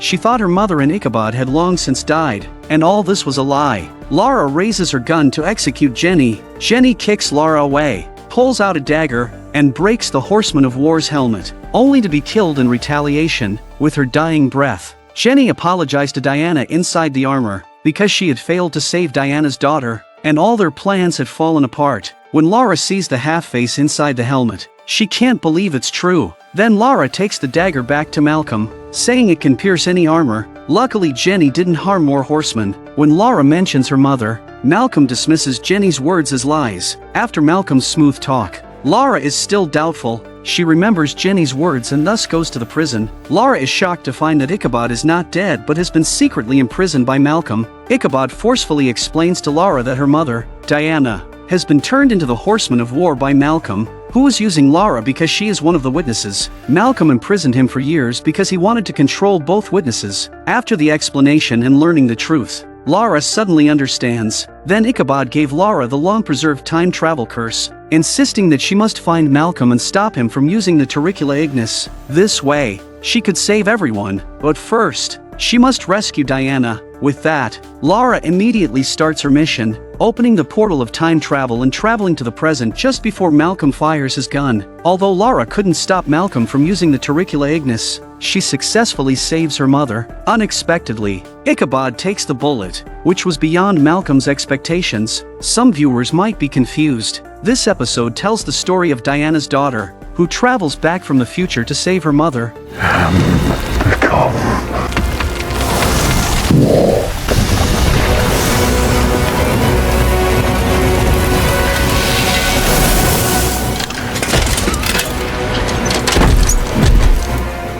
Alex and Jake were patrolling the jungle when they came across 4 eerie coffins. These were the totems used to summon the 4 horsemen of the apocalypse. Inside one of them was only a battle axe, clearly belonging to the Headless Horseman. While Alex and Jake were searching around, Job suddenly appeared beside them. This was a pleasant surprise for him, as he had been struggling to find the Turricula Ignis needed to summon the Horsemen of War. So, Job took them to Malcolm, hoping to find out Ichabod's whereabouts from them, but they refused to disclose Ichabod's location. In anger, Job placed his hand on Jake's back, and suddenly Jake's face turned red. Then Job turned and stretched his demonic claw towards Alex, instantly twisting her neck. Just as Jake was engulfed in sorrow, Job snapped his fingers, and everything returned to normal. The feeling was too real, and Jake didn't want to see his loved one get hurt, so he told Malcolm everything about Ichabod's history book and plans. Meanwhile, a mysterious woman imprisoned by Ichabod and Diana also revealed her purpose. She was there to stop Malcolm.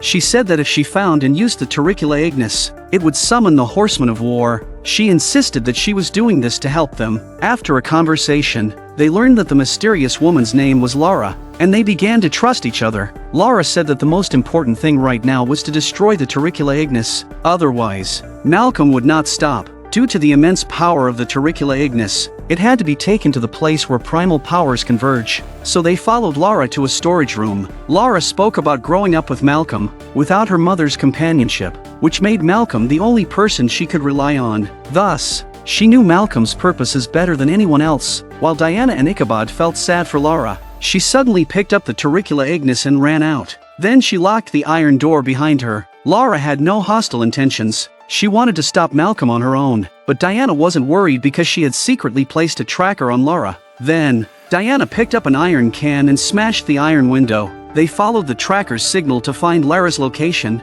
Lara was preparing to use the Eternal Flame to destroy the Turricula Ignis, but just as she threw it, Job behind her snatched it away. Then Diana and Ichabod appeared at the scene. The moment Malcolm raised his gun, Lara rushed forward but was instantly thrown aside by Job. Diana fired several shots, and Malcolm fell to the ground, but his wounds healed completely soon after. It was then that Ichabod realized that the Philosopher's Stone ritual had made Malcolm immortal. Lara took out a magic crystal and recited a spell to slow down Job's pace, but they hadn't run far when Job appeared in front of them again. Malcolm, holding the Turricula Ignis, also appeared behind them. He said Lara was an essential part of his future plans, and without this moment, she wouldn't even exist. Diana was very puzzled. Lara quickly explained that she was Molly from the future world, and Malcolm had named her Lara. She was Diana's daughter. It was Ichabod from the future world who helped her come to the present, with the goal of destroying the Turricula Ignis to prevent Malcolm from turning Diana into the Horseman of War. Lara grew up following Malcolm because she learned that Diana had died in an accident. Lara hadn't finished speaking when Malcolm, appearing somewhat impatient, interrupted. Lara stepped forward to plead with him to choose someone else. But how could this be possible for a man of extreme evil to change his plans? Malcolm urgently needed to summon the Horseman of War, and Diana was his chosen candidate. After saying this, he pushed Lara aside and fired a shot. Suddenly, everyone froze, and soon after, blood flowed from Ichabod's chest. When Ichabod was turned into the Horseman of War, it was an unexpected outcome for Malcolm as well. However, this also successfully summoned the 4th Horseman. Now that Diana and Molly were no longer of any use, Malcolm ordered the Horseman of War to kill them. Losing his sanity, Ichabod stepped forward, swinging his long sword. Molly immediately took out a dagger, and with a leverage-assisted jump, she plunged it deep into the Horseman of War's chest. The Horseman of War then fell to his knees in pain, allowing Diana and Molly the chance to escape the jungle and drive away. After returning to the archive, Diana informed them that Ichabod had been turned into a knight. Diana took out a dagger stained with blood, proving that Ichabod was still flesh and blood. Jenny said there was still a chance to save Ichabod. but Malcolm's compound was heavily guarded, and they had no opportunity to get close. Alex had a map of the compound, and she casually placed the blood-stained dagger next to a jar containing black liquid. Soon, the jar with the black liquid began to shake, and then the liquid exploded and enveloped the dagger. While everyone was discussing how to save Ichabod, the alarm suddenly went off inside the house, and the security system for the doors and windows immediately shut down. Realizing someone had broken into the archive, they grabbed their weapons and prepared to search separately. Diana turned around to find that the jar on the table had shattered and the black liquid had disappeared. Suddenly, Henry appeared in the corner, and Jenny looked at him in disbelief. Then Henry explained that as long as his soul was trapped in some kind of biological liquid and merged with the blood of war, he would become the complete Henry as he is now. This meant he was born from Ichabod's memories. Only the true form of the Horseman of War could summon Henry's soul because he was once the Horseman of War as well. Henry then realized that his own father had also become the Horseman of War. Just as Diana was questioning his intentions, Henry suddenly said he had a way to separate the Horseman of War from Ichabod, but it required a powerful witch. This reminded Jenny of Katrina, who had once wanted to separate Abraham from the Headless Horseman, but she died before the ceremony could be conducted. So, Jenny remembered that the magic books needed for the ceremony were all placed in the old house in Sleepy Hollow by Ichabod. Because of Henry's notorious past, the others chose not to trust him and sealed him in the cellar. When everyone arrived at the old archive, they found it had been turned upside down, and the most dangerous magical artifact, the Draugr Stone, was missing. The Draugr Stone can awaken living Hessian soldiers to draw their power to activate the battle axe, thereby helping the Headless Horseman regain his strength. Then they immediately split up to take action. Diana and Molly went to the old house to look for the magic book, while Jenny and the others were responsible for eliminating the Hessian soldiers. They took out Greek fire bullets, a type of magical flame that can destroy all kinds of demons. Jenny and the others had just arrived when they encountered a small squad of Hessian soldiers. They immediately opened fire. The Hessian soldiers hadn't even had time to resist before they were easily killed by them. Just when they thought that was the end of it, a large group of Hessian soldiers came forward again. Seeing this, they could only retreat while fighting. On the other side,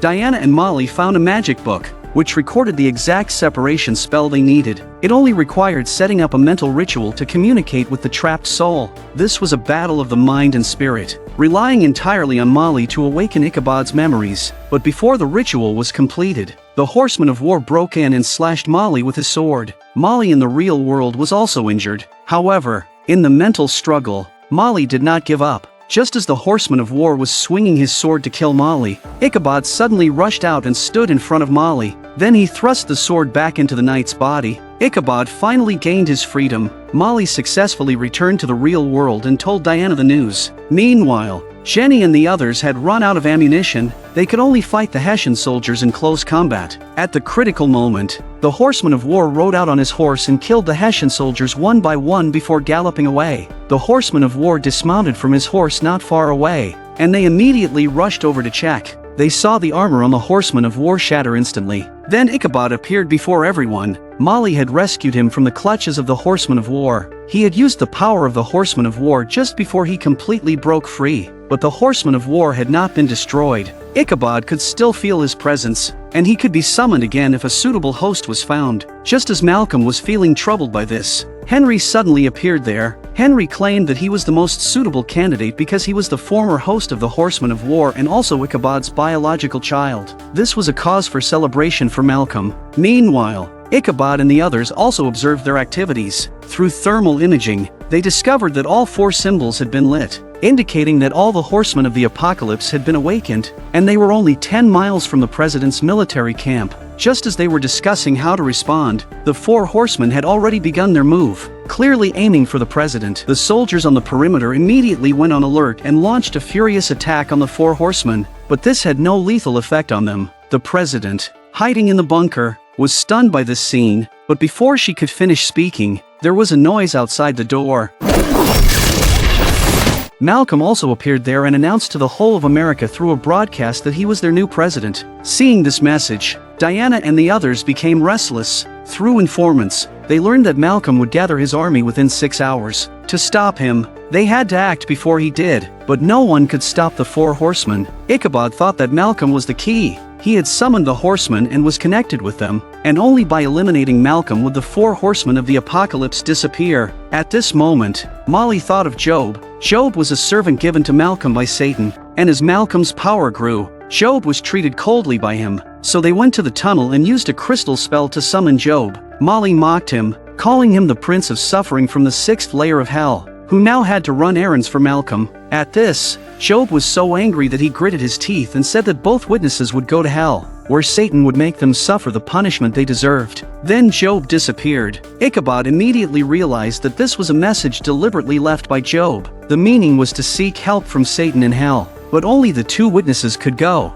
As they recited the spell, a flash of fire took them to hell, and passing through the door in front of them meant abandoning all hope. After entering Satan's mansion, just 1 second ago he was singing in the elevator, and the next second he appeared in front of them. Ichabod, without any hesitation, began to denounce the contract signed between Satan and Malcolm. He stated that before Malcolm became immortal, Satan could never obtain the souls he had bargained for. Then Molly reminded Satan that Malcolm had already broken the so-called contract. However, Satan confidently said that hell was a place that adhered to rules, seeing that he could not persuade Satan to help. Ichabod slowly stepped forward, claiming that he wanted to make a deal with him. Everyone knows that the stakes for making a deal with Satan are souls. After returning to the human world, everyone took up arms and prepared to go and rescue the president. But at this moment, the 4 horsemen were also charging towards them. So, Ichabod and the others split up. He and Diana went to stop Malcolm, while Jenny and the others held off the horsemen of the apocalypse. The horsemen of war,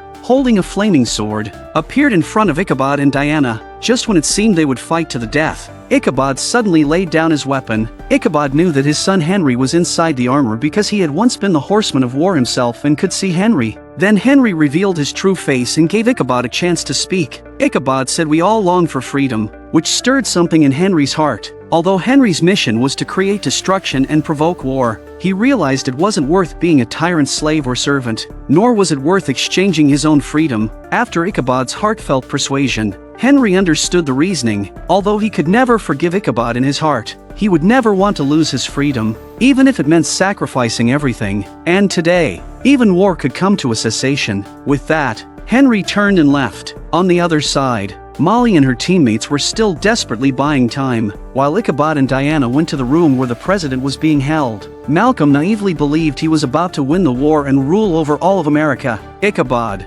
holding a stone, slowly approached Malcolm and praised him, but Malcolm thought this was a waste of time. He turned and smashed the glass on the wall, then picked up a shard. At this moment, the stone in Ichabod's hand lit up. Malcolm's nose bled for no apparent reason, but he ignored it and walked towards the president. Seeing this, Diana immediately fired her gun. Why am I still bleeding, Job? You gave us no choice. I think I'm really gonna need you, Job. But it appears your contract with my employer has come to an end.